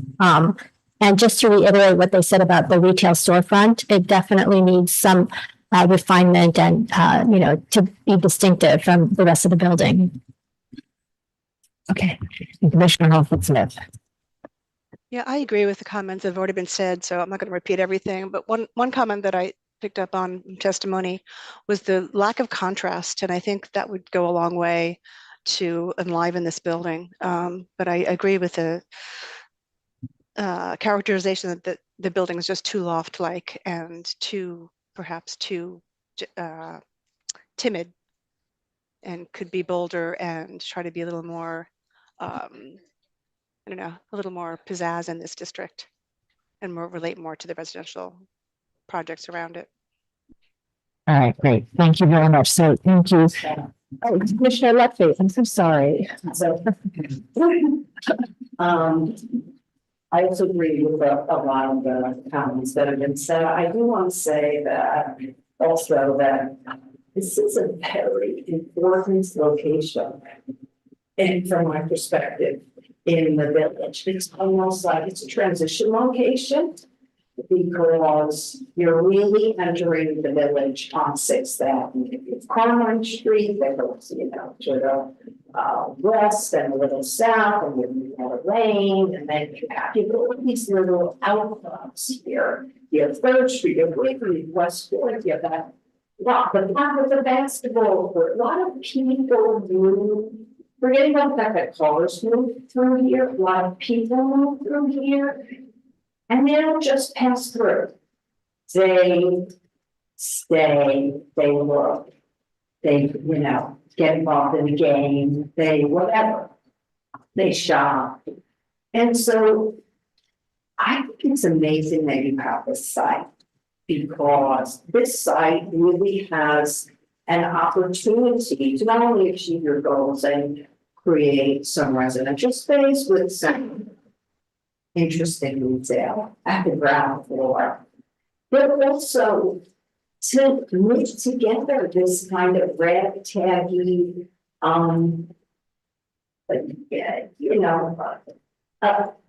accumulation of small and buildings with some taller outcrops. And I think to do it in a way where you can actually make a little bit of a statement with the architecture, but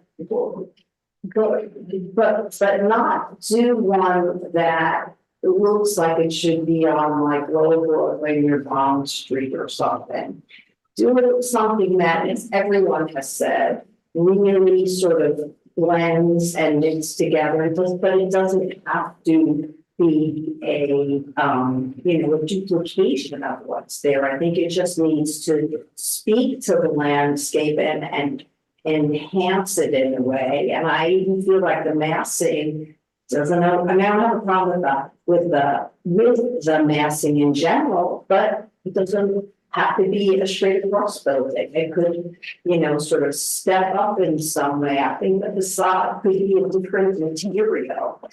I think you should look at, look a little bit more at the typology. There are a lot of different typologies in this area, and I think you should look at them and draw on them, and then, move in a way that, makes an interesting statement without sticking out like a sore thumb, but also enhances it. So, I mean, I look forward to sometimes, I'm always in this like on the street. And since I was a kid, sometimes I like walk through it and I can't even believe that it never evolves in a way. This building could be a building that knits together and also enhances. And that's, those are my thoughts. Thank you. Okay, so I want to thank everybody for their thoughtful comments. And where we are is we have, I think, a consensus on the support for demolition, for the general height and massing and footprint plan of this building. And I think everybody agrees that the design needs some continued study, and really thinking about the sort of proportions, rhythm, variety, and looking at the buildings in the district as your inspiration and then abstracting from there. And I think there is something loft-like about this. And so that's, I think, what you want to get away from. It may be the fact that it's these sort of framed sections of 3 bays and 3 bays. So there's that. And then thinking about differentiating the storefront bays and particularly giving a stronger entrance. And then there have been a lot of suggestions about that 7th floor setback that includes setting it back, reducing the height, aligning the front piece, setting that back to align with the back piece, and thinking about it in brick in a way that maybe integrates it better into the building and doesn't look as so much of a separate object. So some refinements here. So I think the general bulk of this is fine, but I think the design needs another pass, and you're welcome to come back as soon as you're ready. All right, thank you. We'll move to the next item. And before we do that, Mark is going to address John Graham's comment about the previous item. Yeah, Commissioners, just to address Graham's comment. First of all, there's no minimum requirement of commissioners commenting or responding to any particular application. Secondly, there were 2 commissioners that actually were discussing that application, the chair and Commissioner Hilford Smith. And thirdly, all commissioners were given an opportunity to opine, and ultimately there was a vote and they voted on it. So there was nothing improper or wrong about that. And I think this is a little bit of a function of Zoom, since we've been doing virtual hearings because we don't have a camera on every single commissioner. I make it a point to call people out by name so that the public knows who is speaking, but that is not because it's required that I do so.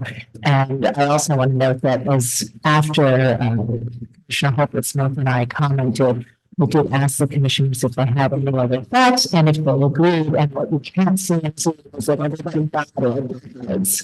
So there was agreement among the commissioners at the table before we decided to move to a vote, and ultimately the vote is the deciding factor anyway. Okay, we'll now go ahead and move to public hearing item number 7, LPC 24-00965. This is an application for a certificate of appropriateness in the Borough of Manhattan, block 625, lot 2, 801 Greenwich Street in the Greenwich Village Historic District. A 6-story brick apartment building designed by Charles Rentz and built in 1890. The application is to construct a rooftop bulkhead and install mechanical equipment.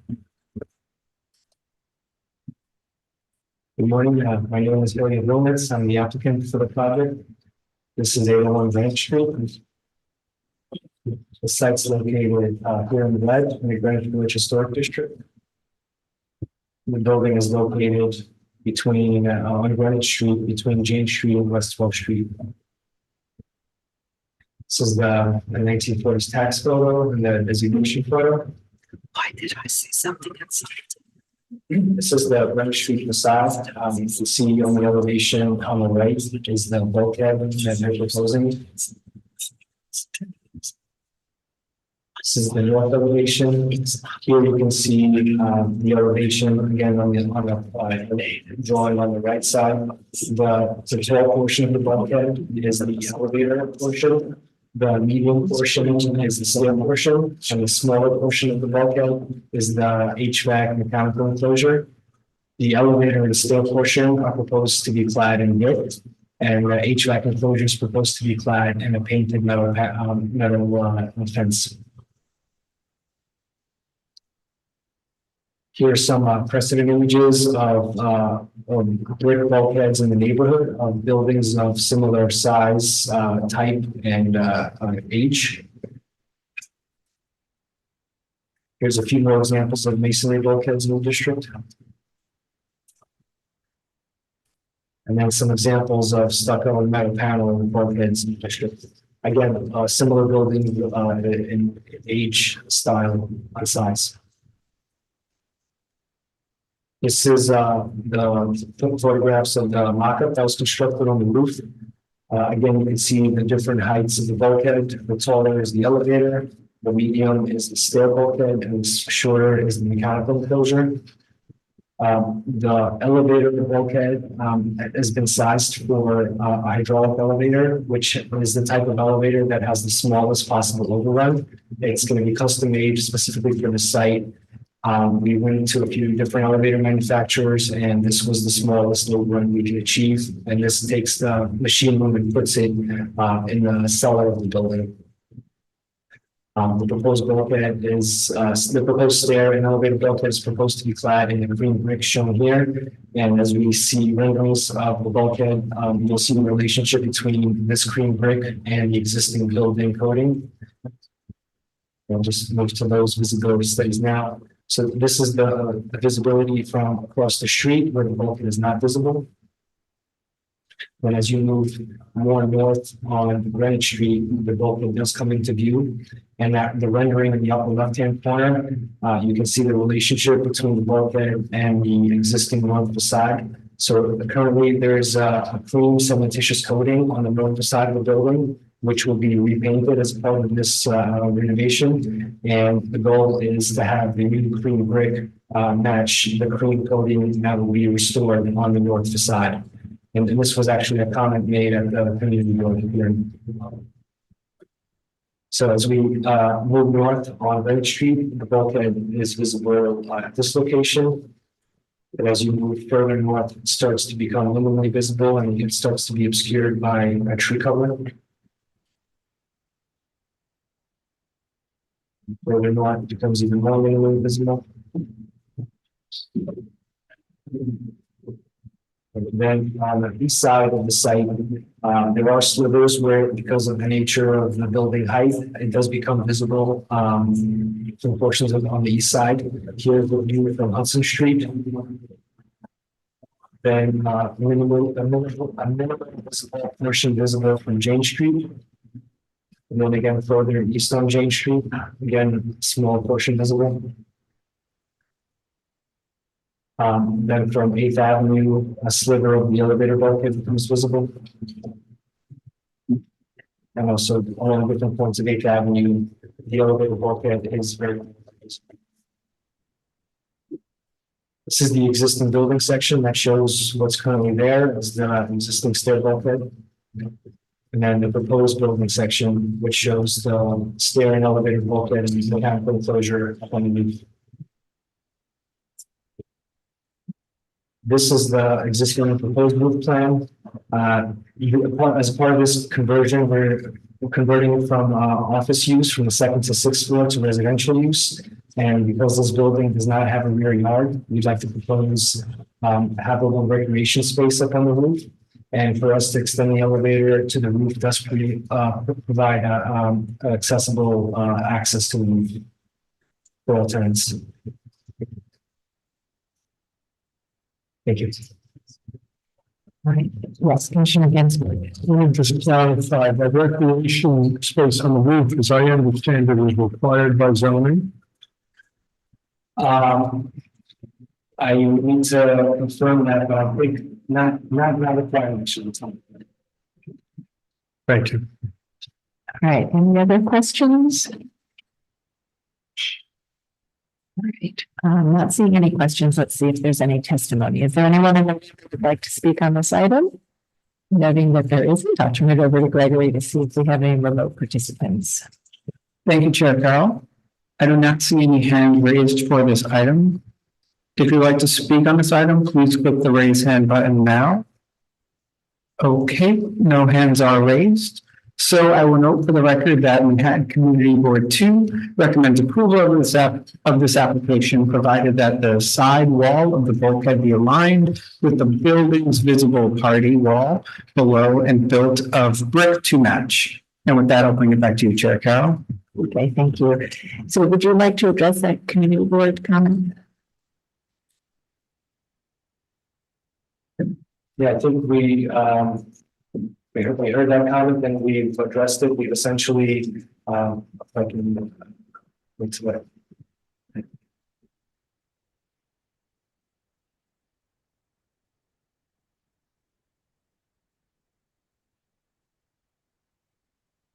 think it's right here on the upper left-hand corner, essentially addresses that. The bulkhead will be made of brick.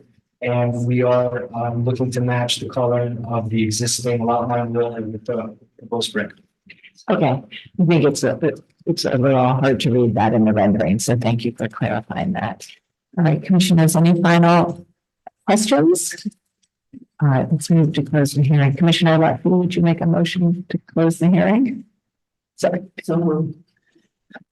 Let's show would you second the motion? Generalized.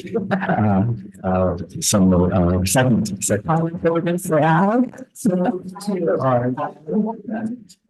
Any opposed? No talking. Okay, the hearing is closed, and this is an application for rooftop bulkhead and mechanical equipment. It is visible on the side wall, but the applicant has shown us that there are many other buildings in this district that have visible bulkheads. It's a typical accretion that we see here. The rendering shows it rendered in this light color, but the applicant has stated that they are in line with the community board recommendation and are doing it in brick to match the side wall. So we'll begin our discussion. Commissioner Jefferson, would you like to start this one? It's visually, it's historic in its context, therefore it's appropriate. Okay, thank you. Commissioner Goldblum? I agree. I think it's very typical and totally appropriate. Commissioner Ginsburg? I agree, appropriate. Does everybody else agree? Yeah, I agree. Okay, all right, so we can go ahead and make a motion on that one. Commissioner Jefferson, would you read the motion? Thanks. LPC dash, in a matter of LPC dash 24-00965, 801 Greenwich Street, Greenwich Village Historic District. Applications to construct a rooftop bulkhead and install mechanical equipment. I know that the building style, scale, material, and details are minor features that contribute to the special architectural and historical character of the Greenwich Village Historic District. I recommend approval, finding that the proposed work will not eliminate or damage any significant architectural features, that the proposed bulkhead will be built over the existing stairwell and will be typical in size and bulkhead found in a building of this scale within the historic district, that the proposed bulkhead and HVAC enclosures will not be visible over the primary front facade of the building and will only be seen from public thoroughfares at a distance within the various streetscapes, which include varied roof lines, taller buildings, and rooftop accretions, including bulkheads, and that the bulkhead and enclosure will be simple in form and design, typical in material, and neutral in finishes, therefore giving them a discrete presence. Thank you, Commissioner Master. Would you second that motion? So moved. And Mark, will you call the vote? Chair Carroll, Aye. Commissioner Bland. Aye. Commissioner Ginsburg. Aye. Commissioner Goldblum. Aye. Commissioner Jefferson. Aye. Commissioner Lutfi. Aye. Commissioner Master. Aye. 7 in favor and none opposed. The motion passes. That's approved. Thank you. Okay,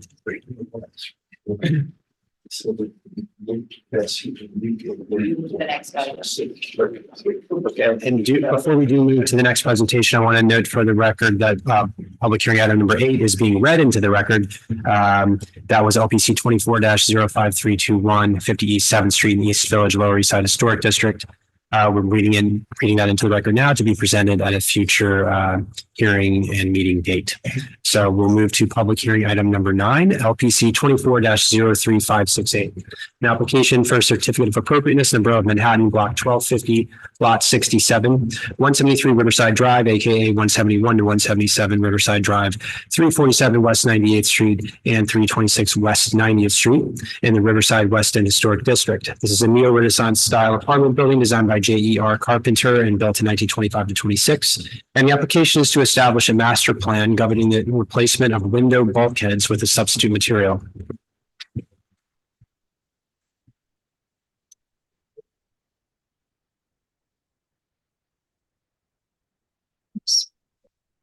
Good afternoon.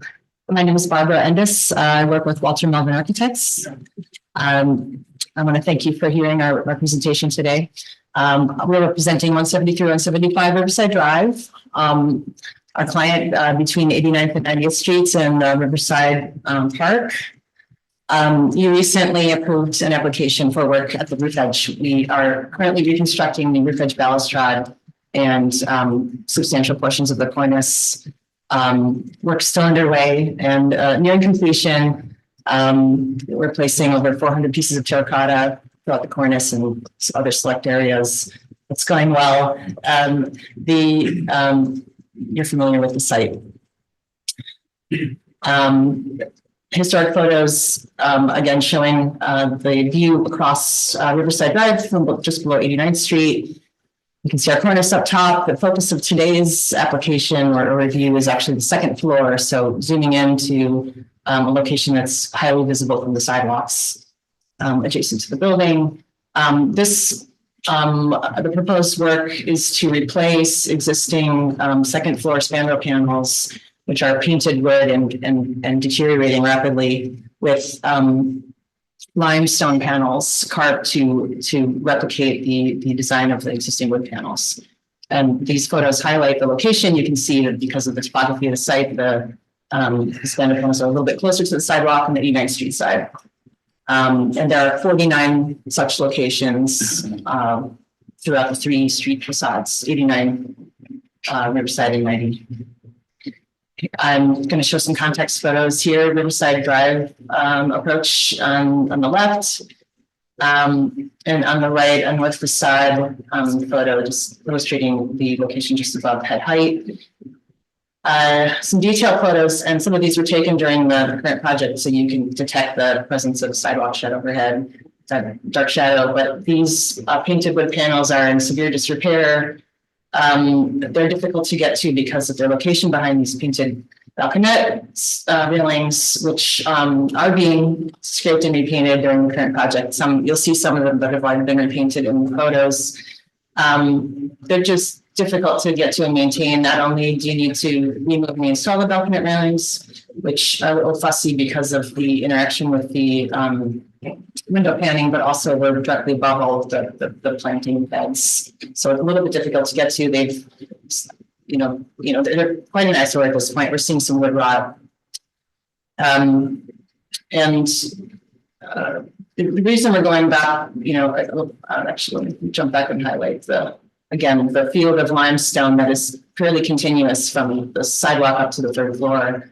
The only different materials used in this vicinity are the terracotta units, the lancet panels above these windows, and then the painted balcony railings. There are locations, 14 out of 49 of them have been pierced with through-wall AC throughout the years by individual shareholders. And unfortunately, they're a mixed bag in terms of design and the width of these units. The window bays themselves also vary considerably. I think there are over 8 different window widths. But the presence of these through-wall louvers of different designs and widths is also kind of an eyesore. So what we're proposing to do, and we were encouraged to develop kind of a master plan component to this, not just to replace the intact panels, but also to strive to, over time, replace these narrower louvers or louvers of different types, so that any replacement louvers or new through-wall penetrations will have what we'll call a conforming louver, which would be a full width louver to span from one jamb to the other jamb, or the trim at each jamb side.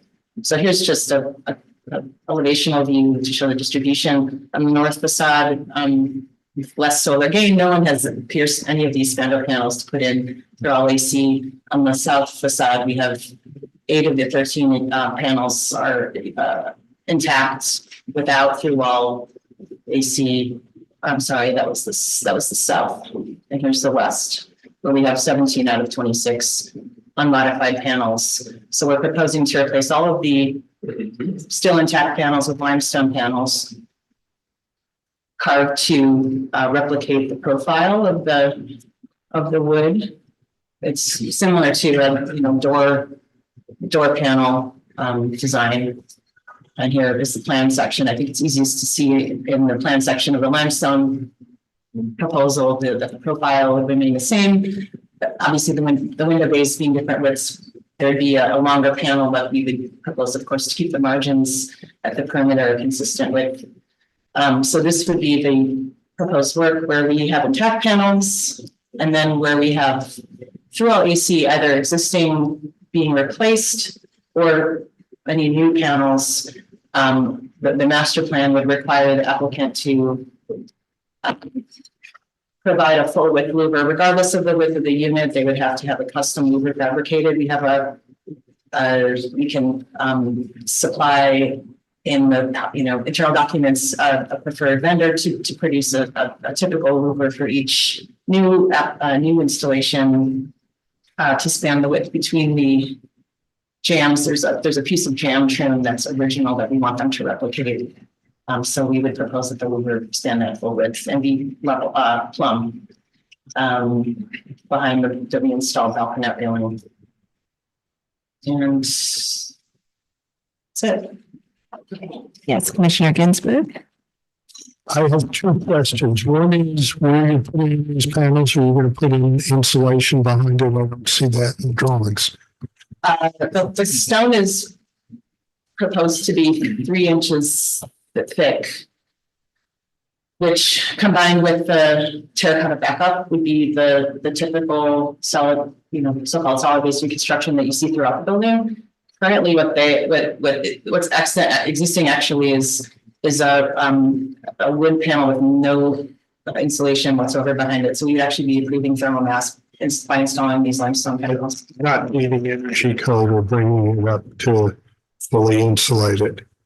I'm not sure it would meet code. That's a great question. I'm not sure that it wouldn't meet code because of the thermal mass, of the stone, but we should. My other question, which there are now heat pump units that instead of requiring lots of louvers, require 2 9-inch holes. Mm-hmm. And so in the master plan, since I now know of 2 or 3 companies who make something like that, and that might be another option where you largely have the stone panel with just 2 holes in there. And it sounds like you haven't considered that. Personally, I would prefer to just keep the available options to two and I think that the louver could accommodate such a penetration. Thank you. Sure. All right, Commissioner Goldblum? So is there, I assume that what is your assumption in terms of future possible louver additions? You have a large quantity of them facing Riverside Drive Right. now. Do you see that spreading?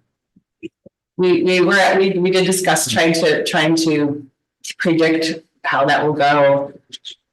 You know, I think several of the apartments on this floor have courtyard, window access, and a lot of folks, as you know, are also installing central air. Right. So we have, I think in this building, it's currently probably about 50-50 in terms of apartment renovations involving central air conditioning versus through-wall conditioning. But there's so many penetrations that have already been made. For example, we have a shareholder on one of the apartment lines closer to the north end of Riverside Drive that just closed up an opening, and they're proposing to keep the louver, but they've installed solid masonry behind them. This is coming just before we applied to you, so we're trying to sort out what to require us to do. They're also, and then they're replacing one in kind. So I think my hope for this building is that we don't have too many new locations, or if they do, they might choose to use one of the newer technologies and also sequester them into the back wall. So is there a reason why you would not suggest doing them all the louvers? We discussed that. From my perspective, the fact that the entire north facade has no such penetrations, I think it would be a shame to change the appearance of that facade so drastically just because the other two facades already have some penetrations. Right. So, so the plan is that on Riverside, you may get more, but on the street side, you're not anticipating any. Well, it's hard to say.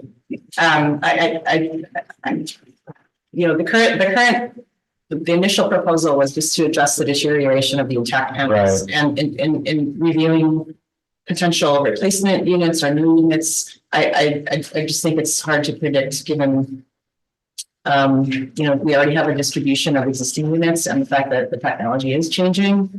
I did like Roberto's suggestion because it does give us a fairly streamlined way of accommodating new units and also at the same time helping so that them to become homogenized. So we only have ultimately two conditions, and we're not going to require shareholders to eliminate their wall units, right? So it just seems like a streamlined, realistic way to address it. My concern is that because this is so visible, right, from the street, I mean, really nearly at eye level, the lack of uniformity might be more of an issue. We might want to think about that more than we would if this were on the 4th floor, 10th floor, and that might suggest that we take a different approach as opposed to a two options approach.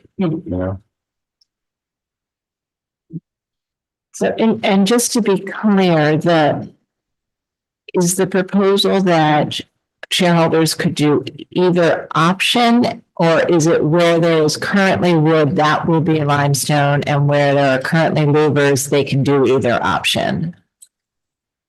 Do you mean where they might close up an existing true wall? Right. So in other words, would you be increasing the number of louvers, or would it just be where there's wood right now, those would be limestone, and where there are louvers, they could do either a louver or close it up and do limestone? What we're currently proposing is where there's an intact painted wood panel, we would replace it with the carved limestone panel to match the form. Where there's an existing through wall unit with a louver, we wouldn't propose any changes now, but anytime, at such time as the louver would be replaced, it would need to conform to the width, the requirement, or any new units would be the same condition. They would be required to span that full width. So any new louvers would be there would be a design standard. If any additional shareholders wanted to close up a location, and we have a decision to make about whether to go back with limestone or louver. It would be nice to order extra pieces and store them attic stock and have them available to install. It just doesn't know. I don't know that it makes sense because we just don't know how soon these changes are going to be moved. Okay, my question was really, is the number of louvers potentially going to increase? In other words, the wood panels may be replaced with louvers. Not currently. There are no proposed new louver locations at the second floor that I'm aware of. But in the master plan? In the master plan, no, it would, no. Okay. I think the master plan would just dictate what the design of any new louver would be. A replacement existing louver or a new location. Corey? Yeah, I think it's probably just as simple as instead of doing louver replacements, they're asking you to do stone. The louvers would be handled, I think, as we usually do at staff level based on existing patterns and need requirements. So I'm not sure that the rest of that part is important for this particular discussion. So from the staff perspective, I could theoretically decide if I lived on the side street to pop a louver through at a later time, and that would be approved at a staff level. It could be. We would assess the existing pattern that might exist and perhaps ask it to move over a bay or whatever the case may be to hold that pattern. But yes, got it. Okay, other questions? Yes, Commissioner Levy. I just want to clarify this. So we're only really talking about this one band of windows on both sides. Three sides. Three sides. And then there is an existing master plan. Is that correct for the whole building? There's a window master plan for the whole building. For the building, yes. Okay, and then I just so I understand, everybody else on the higher floors who can do it, because it doesn't look like everyone can do it, they're doing through wall under their windows. Is that correct? Anyone who wants to do it and who hasn't figured out how to do central through the courtyard. Correct. There is not a building wide or a larger master plan for through wall air conditioning, only window replacement windows. The building is currently allowing folks to install new through wall openings as long as it doesn't impact terracotta or limestone band courses. So if it's a field of brick under the window, they are still allowing that currently. Right. As I said, a lot of shareholders, newer shareholders, are going for central air and impacting the courtyard facades. Right. Okay, I got it. Okay. Can I ask a question? One of the earlier comments was related to future shareholder applications for new through-all penetrations at the second floor being handled at staff level. Does that mean that this would not be a inferior master plan, or do you still need to apply when there's a master plan? It's just that you're expected to conform to it, and there might be additional requirements based on your review of the particular. You got it. Okay. Okay. All right. Yeah, just to follow up on that. Sure. So if the building's doing through wall on other floors, have we already approved that is possible through the building master plan, or we just accepted the building size?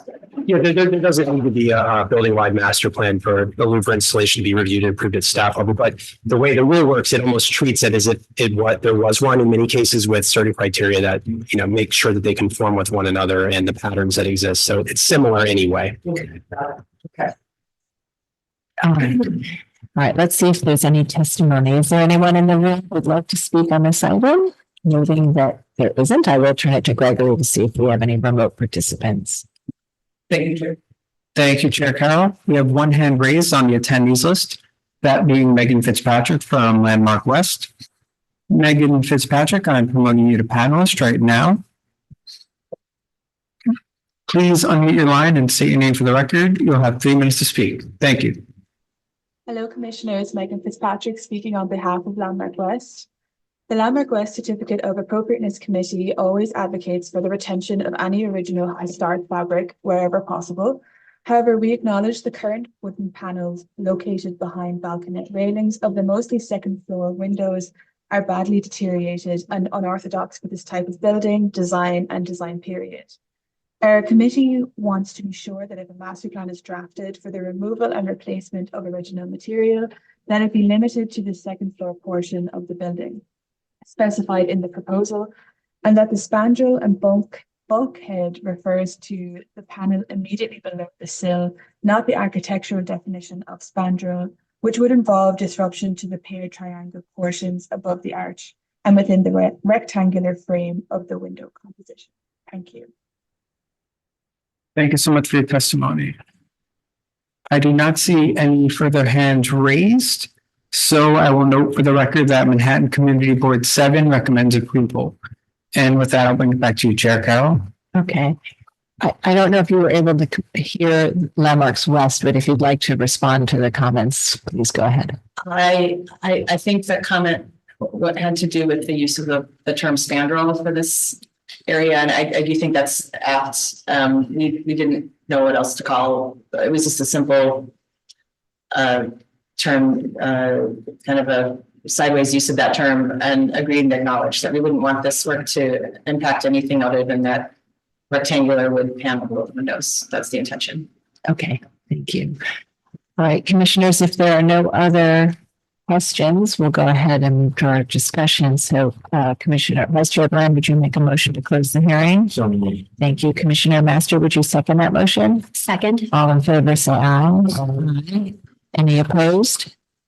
Okay, the hearing is closed, and so this is a proposal to replace the deteriorated wood panels with a limestone panel that would have wood terracotta back up and be similar to the construction of the wall. And then where there's a master plan for a standard louver type, which then could be applied by staff going forward into the future. So we'll begin our discussion. Commissioner Goldman, do you want to start? sure. I think this is a wonderful proposal, actually. I think it's a significant improvement for the building. I do kind of think that uniformity is the way to go here, considering that it is so visible. And that made me think that maybe doing louvers all the way along would be the way to go. At least on the Riverside Drive facade, where we have a lot of them. But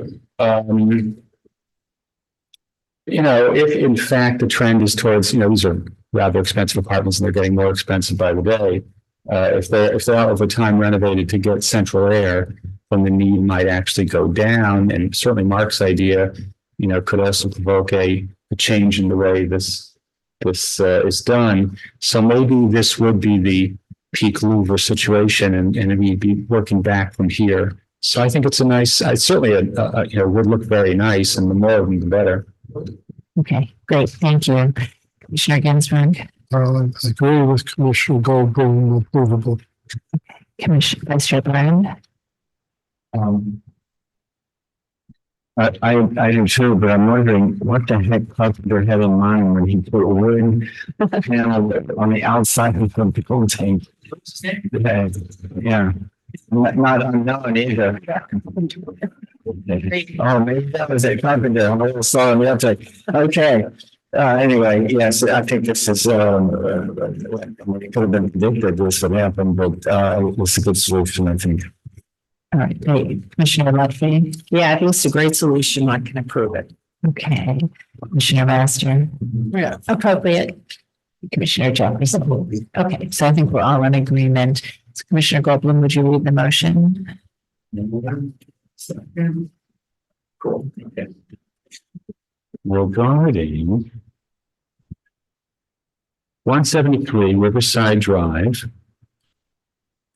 the application is to establish a master plan governing the replacement of window bulkheads with a substitute material.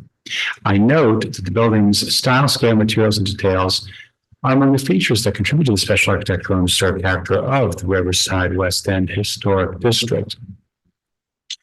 I recommend approval, finding that the existing wood panels are partially obscured by ironwork and in a deteriorated condition, and their location behind the decorative ironwork does not allow easy maintenance. That the proposed limestone panels are a more durable material that is consistent with the surrounding limestone cladding and will match the historical panels in terms of profile and finish color. The proposed metal air conditioning louvers will be painted to match the limestone cladding, will be partially obscured by the existing ironwork, and the The implementation of master plan will maintain and enforce unity of the facade details over time. But the work will not detract from the special architectural or historic character of the building or the Riverside West End Historic District. And Commissioner Jefferson, would you second that motion? Okay. Mark? Chair Carroll, Aye. Commissioner Bland. Aye. Commissioner Ginsburg. Aye. Commissioner Goldblum. Aye. Commissioner Jefferson. Aye. Commissioner Lutfi. Commissioner Master. Aye. With 7 in favor and none opposed, the motion passes. So that's approved. Thank you. And we'll move to the next and final item. That is public hearing item number 10, LPC 23-11643, an application for a certificate of appropriateness in the Borough of Manhattan, lot 1509, lot 69, 935 Park Avenue in the Park Avenue Historic District. This is a Renaissance Revival style apartment building designed by Sugarman, Hess and Berger and built in 1923 to 24. The application is to install a rooftop pergola, stairs, and railings.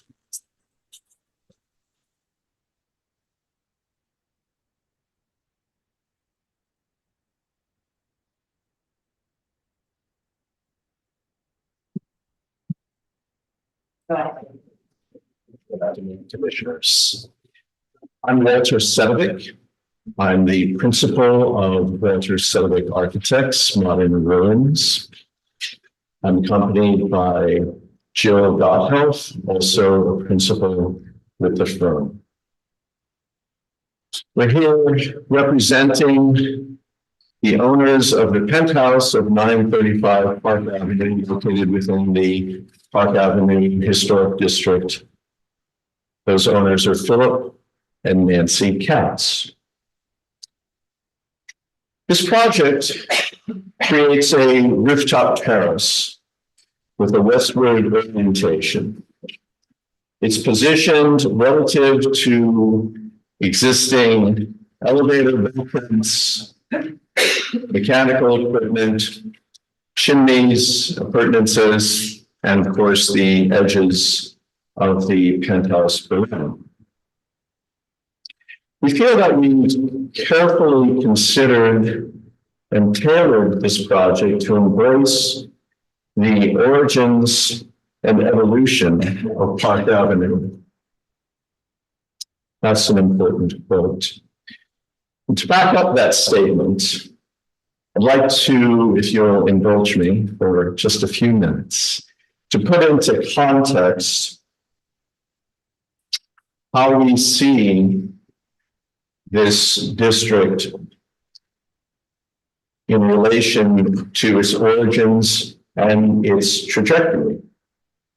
Park Avenue began as 4th Avenue in 1811, when it was officially designated.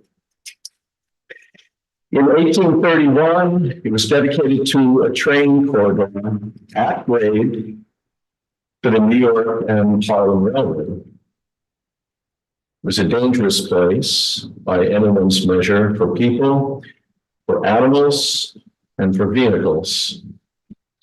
And it was a less than pristine environmental experience for most everyone. By the 1870s, recognizing this, the city widened 4th Avenue from 100 to 140 feet, depressed the railroad tracks, covered over the tracks, and planted a mall up the middle of the boulevard. About a decade later, 4th Avenue was rechristened Park Avenue. And that's important because Park Avenue was an aspirational name, recognizing the potential for this to become a world-class boulevard. Remembering, to this point, it was given over to transportation. It did meet its potential and attracted a great deal of new residential development. At first, that development was relatively modest, apartment buildings and townhomes, then increasingly refined, robust, and elegant. By 1923, the year 935 Park Avenue broke ground. Advertisements for newly minted residences within the district featured descriptions including phrases like 7-room rooftop garden apartments, promising a beautiful outlook. In 1929, the Multiple Dwelling Act led to the proliferation of terrace setbacks that further expanded the potential for garden plantings. In 1930, in the New York Herald, this quote appeared, made by Arthur Gross, who was a prominent architect and principal of Schwartz and Gross, who were responsible for numerous buildings built within the district along Fifth Avenue. He said, the new law, the Multiple Dwelling Act, has enabled us to provide a greater number of setbacks and more extensive use of the popular terrace style of construction. These lend a garden effect to the general design. A garden effect, a beautiful outlook, roof garden apartments. These, we feel, are salient historical underpinnings, the DNA of this district that we have sought to embody in our design. So let's have a look.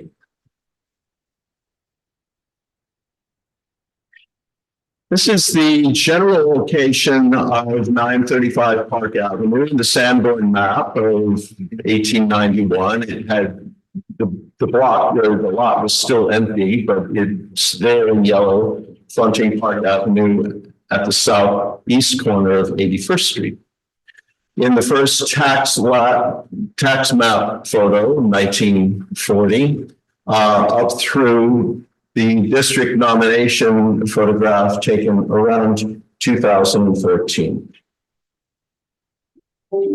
This is the context of the neighborhood in general.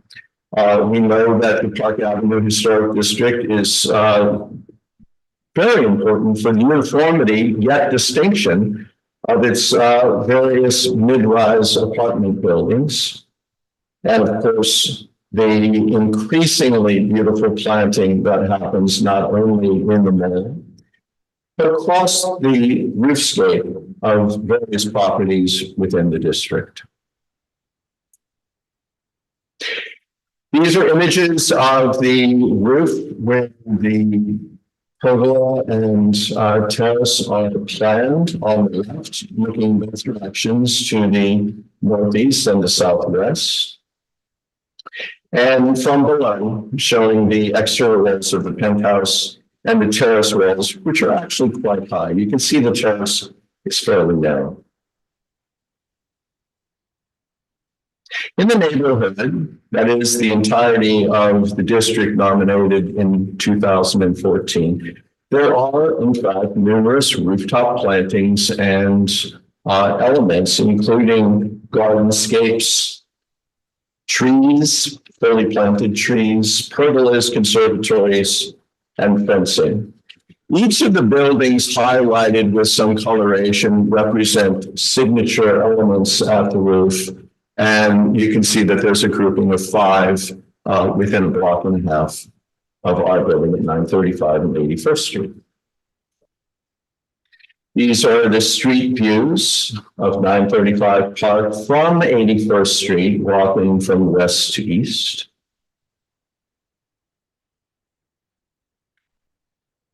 More views as we pass the building, and down in the right-hand corner, a view oblique from the east end of 80th Street, where it meets Park Avenue, looking northeast toward Park. You can see the mock-up slightly visible in the upper corner.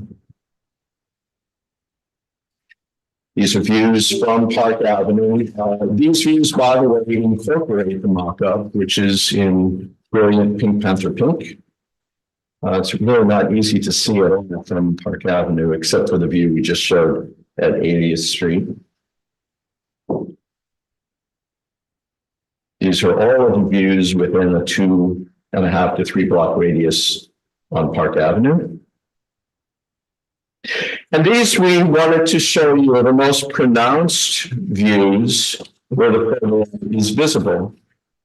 This one is about not quite a third of the way down the block, a quarter of the way down the block on west of Park Avenue on 81st Street, looking back. We've removed the branches for clarity, so you can see the pristine version. I should mention that in our plan, the existing pergola that you see in the northwest corner, the one that's most visible, is being removed. The proposed pergola you can see quite clearly in this view, in the mock-up and both in the rendering. We put the branches back in, and you can imagine that, yes, it's a tree, but with foliage that diminishes the effect of that view. But once you start walking toward Park Avenue, the view quickly changes. This is it within about 20 feet of the corner of Park Avenue on the same side of the block, on the western side. And you can see that it virtually disappears in this location. You can see it slightly in the middle view, the pink, and then the rendered version overlaying that. As I pointed out earlier, you can see it from the corner of 80th Street where it meets Park Avenue southbound on the west side. There it is at the corner, and there it is rendered. So really the principal views from which you can see this at all.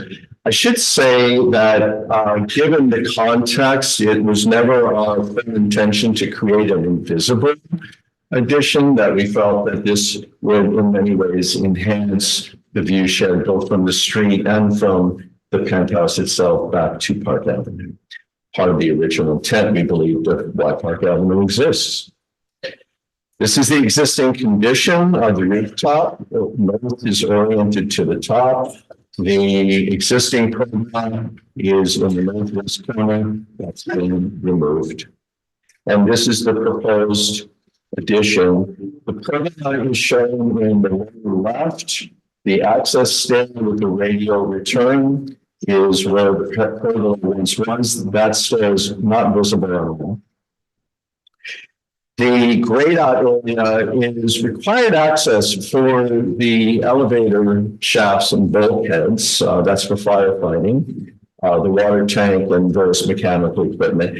And because of the access requirements for mechanical equipment and firefighting, we've done away with the original ship's ladder, which is very difficult to negotiate. Show you in the earlier plan, same view down in the lower cutout area, and created a small stair directly up into a control area, simply for maintenance.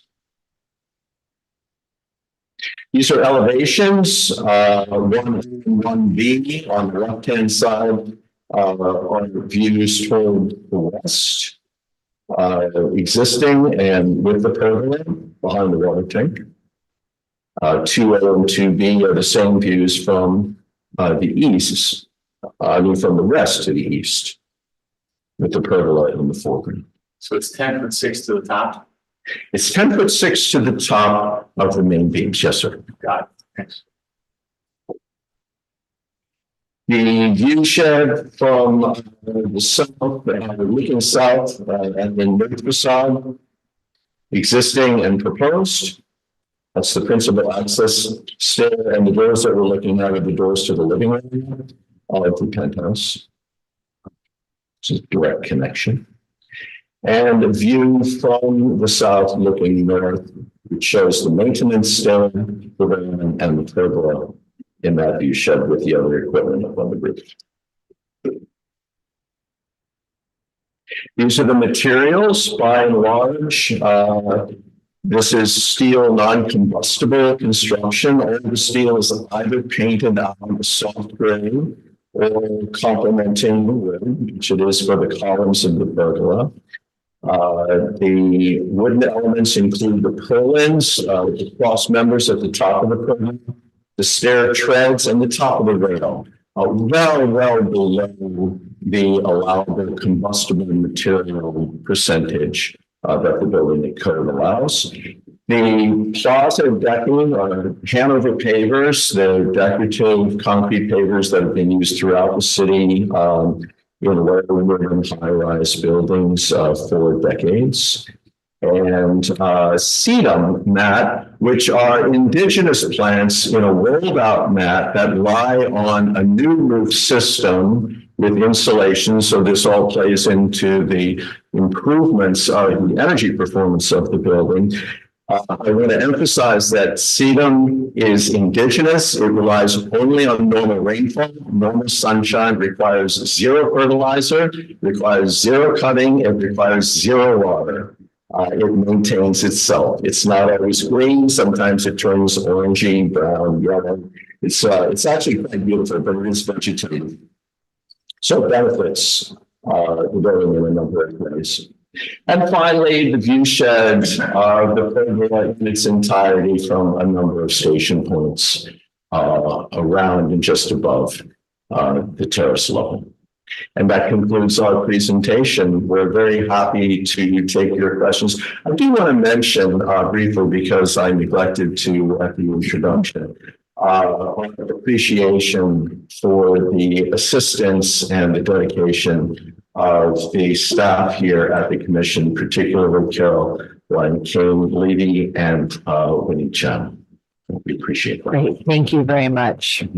It's nice to hear that. And we have a wonderful staff and they work very hard. Third compliment our staff has gotten today. So it's a theme and doesn't merely reflect all of the work that they do. So we're grateful for them also. So commissioners, do we have any questions on this application? Yes, Commissioner Ginsburg. So I have two questions. Yes, sir. The height of the trellis, could it be lower? Why is it set at that height? So set at that is an excellent question. And we did give this a great deal of deliberation from the beginning. It's set at the height that it is for two reasons. One has to do with firefighting and emergency response teams. Now, technically, this building is beyond that specific compliance as far as the building code is concerned in section 504, because it's over 100 feet and therefore it cannot be reached by a hook and ladder. But we do take into account the spirit of these laws and regulations when it comes to safety and response.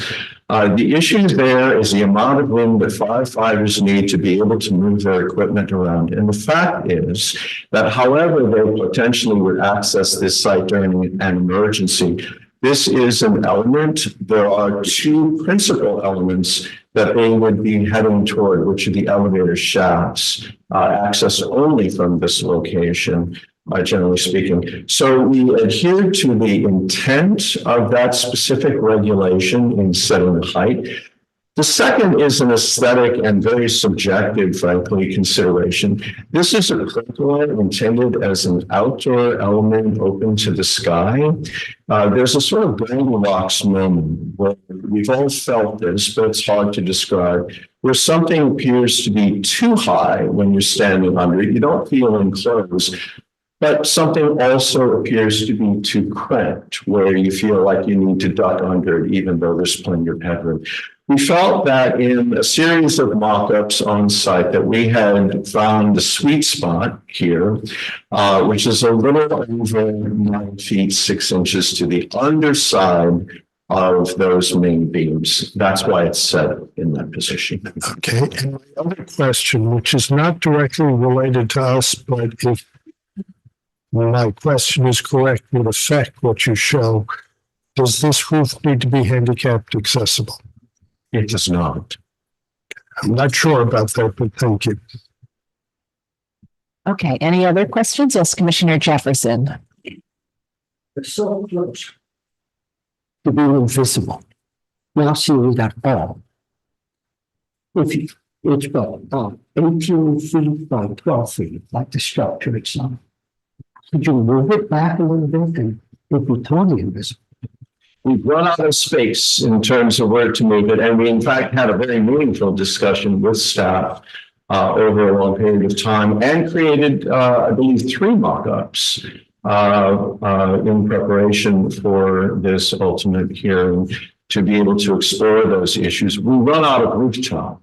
Once we start moving back, 12 feet is not a huge area for a family to be able to gather up on the roof or to put out a seating area or something like that periodically. So that was the limit. If we push it back another foot or 2, it really doesn't change the view shed perspective.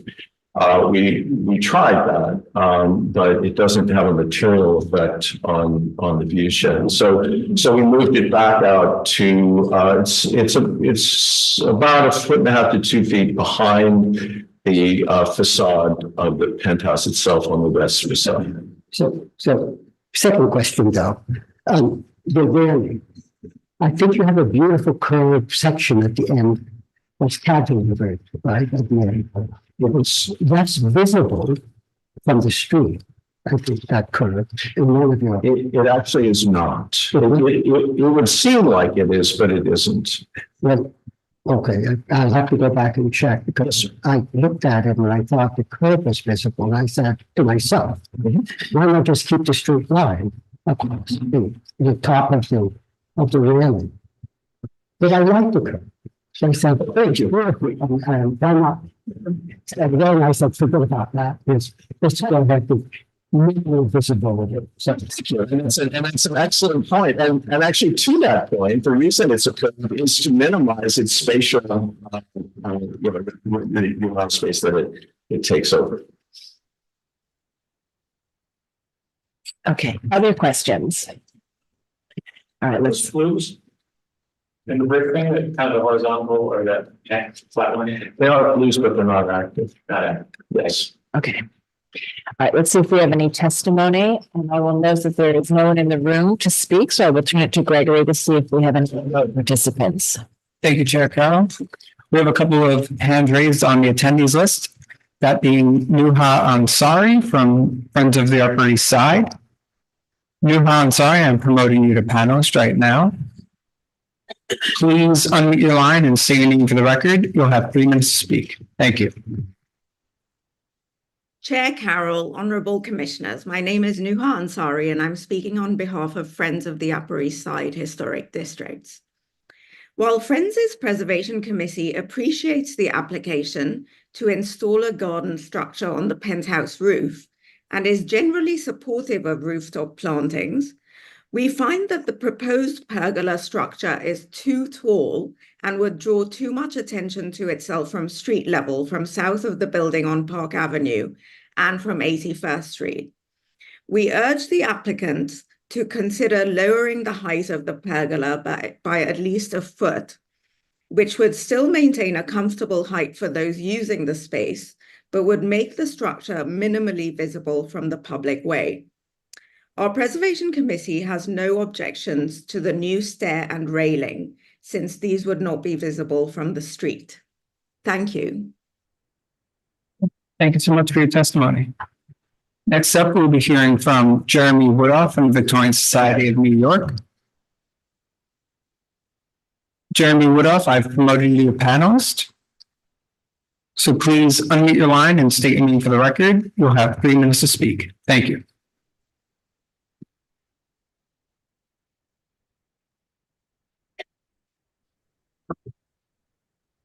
Good afternoon, Commissioner. Excuse me. Good afternoon, Commissioners. Jeremy Woodruff speaking for the Victorian Society, New York. We don't object to minimally visible accretions like pergolas on tall apartment buildings, but we find the proposed pergola to be even more visible and distracting from Park Avenue than the existing pergola that's being removed. It can and should be lowered from its proposed 10.5-foot height, as well as pushed back from the building's edge to reduce its visibility. Thank you. Thank you so much for your testimony. I do not see any further hands raised in the attendees list, so I will note for the record that Manhattan Community Board 8 recommends approval, and I will bring it back to you, Chair Carroll. Thank you. So I'd like to ask if you'd like to respond to some of the comments we've heard. The setting for the height of the pergola was established on the basis of our deference to the building code section 504, which establishes a minimum height of 9 feet for clearance. And again, that sort of sweet spot of comfort, considering what this garden structure represents for the people using it. In that consideration, there certainly is an ability to move the height of the pergola down, but only in the range of several inches, not even 1 foot.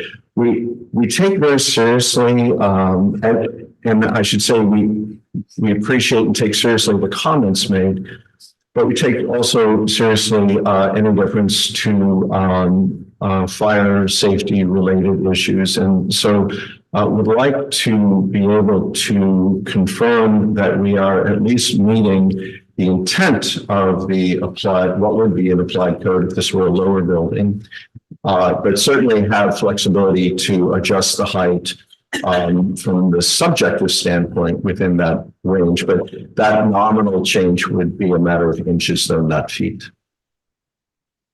Okay, commissioners, any final questions? All right, let's move to our discussion. Commissioner Goldblum, would you make a motion to close the hearing? So moved. Thank you. Commissioner Master, would you second that motion? Second. All in favor, say aye. Aye. Any opposed? All right, the hearing is closed and we'll begin our discussion.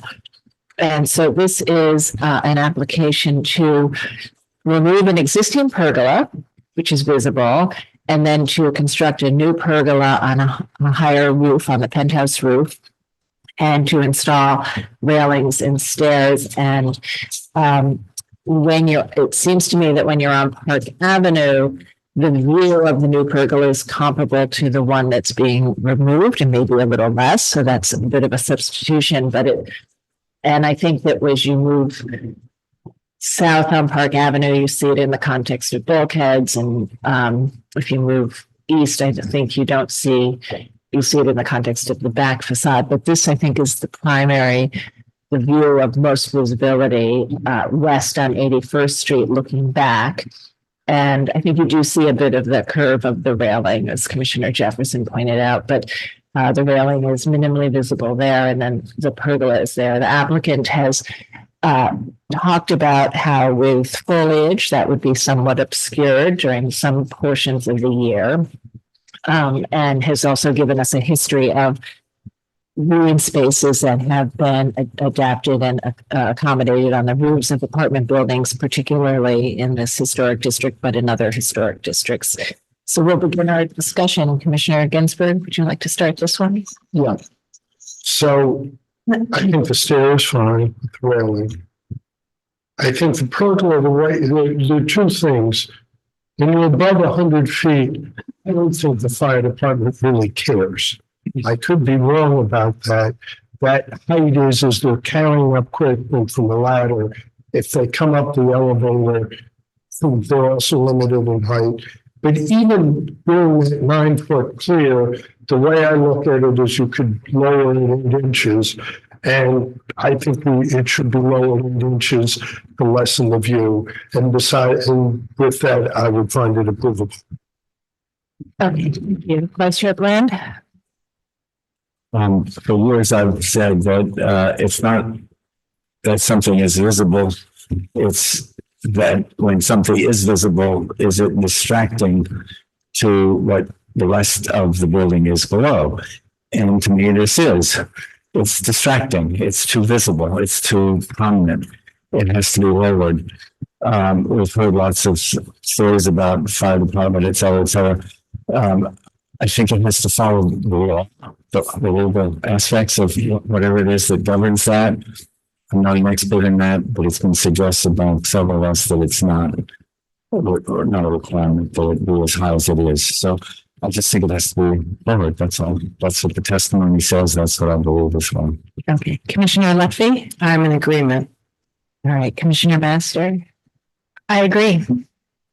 Commissioner Jefferson. I agree. All right, and Commissioner Goldblum. Me too. I think that the pergola should come down to 8 feet on the inside clear. And if the applicant's very worried about fire department access, despite the fact that it appears to be above me on the law, you're required to leave a 5-foot walkway. It doesn't need a hold on roof, so leave a 5-foot walkway. And that can be clear up to the sky and have the pergola be the rest. I think that there's no reason why it can't come down to 8 feet. Okay. All right. So we will, I think, have a consensus here to make a motion to approve this with the modification that they work to reduce the height of it in consultation with the staff. I think work with the staff just so we can deal with any code requirements that might come up that we don't know about. But so work in consultation with the staff to reduce the height and minimize the visibility.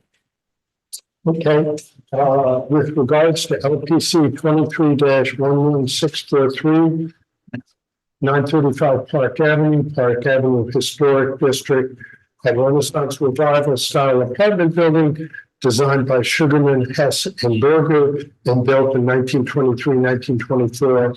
Application is to install a rooftop pergola, stair, and railing.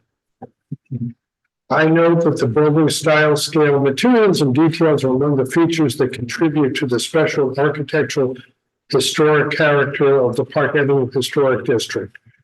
I also note that the existing pergola, which is visible over the cornice, was installed at the roof prior to the designation of the historic district. I recommend approval with modifications, finding that the existing pergola, which is highly visible directly over the cornice at the corner of both primary facades, will be removed and replaced by another pergola of a similar design, which calls no further attention to itself. That the proposed pergola is in keeping with rooftop accretions found on apartment buildings throughout the historic district in terms of design, material, and finish. And the proposed stair and railing will be seen from public thoroughfares only a great distance and in the context of other rooftop accretions.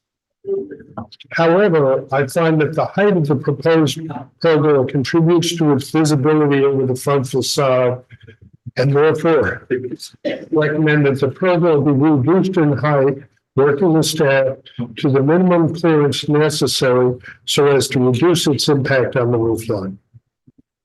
Thank you. And Vice Chair Bland, would you second that motion? Second. Mark, will you call the vote? Chair Carroll. Aye. Commissioner Bland. Aye. Commissioner Ginsburg. Aye. Commissioner Goldblum. Aye. Commissioner Jefferson. Aye. Commissioner Lutfi. Aye. Commissioner Master. Aye. 7 in favor, none opposed, the motion passes. All right, so that's approved. Please continue to work with the staff. Thank you. And that concludes our public hearing today. And we will see everybody next Tuesday, January 30th. And I want to thank everybody for your hard work today, as always.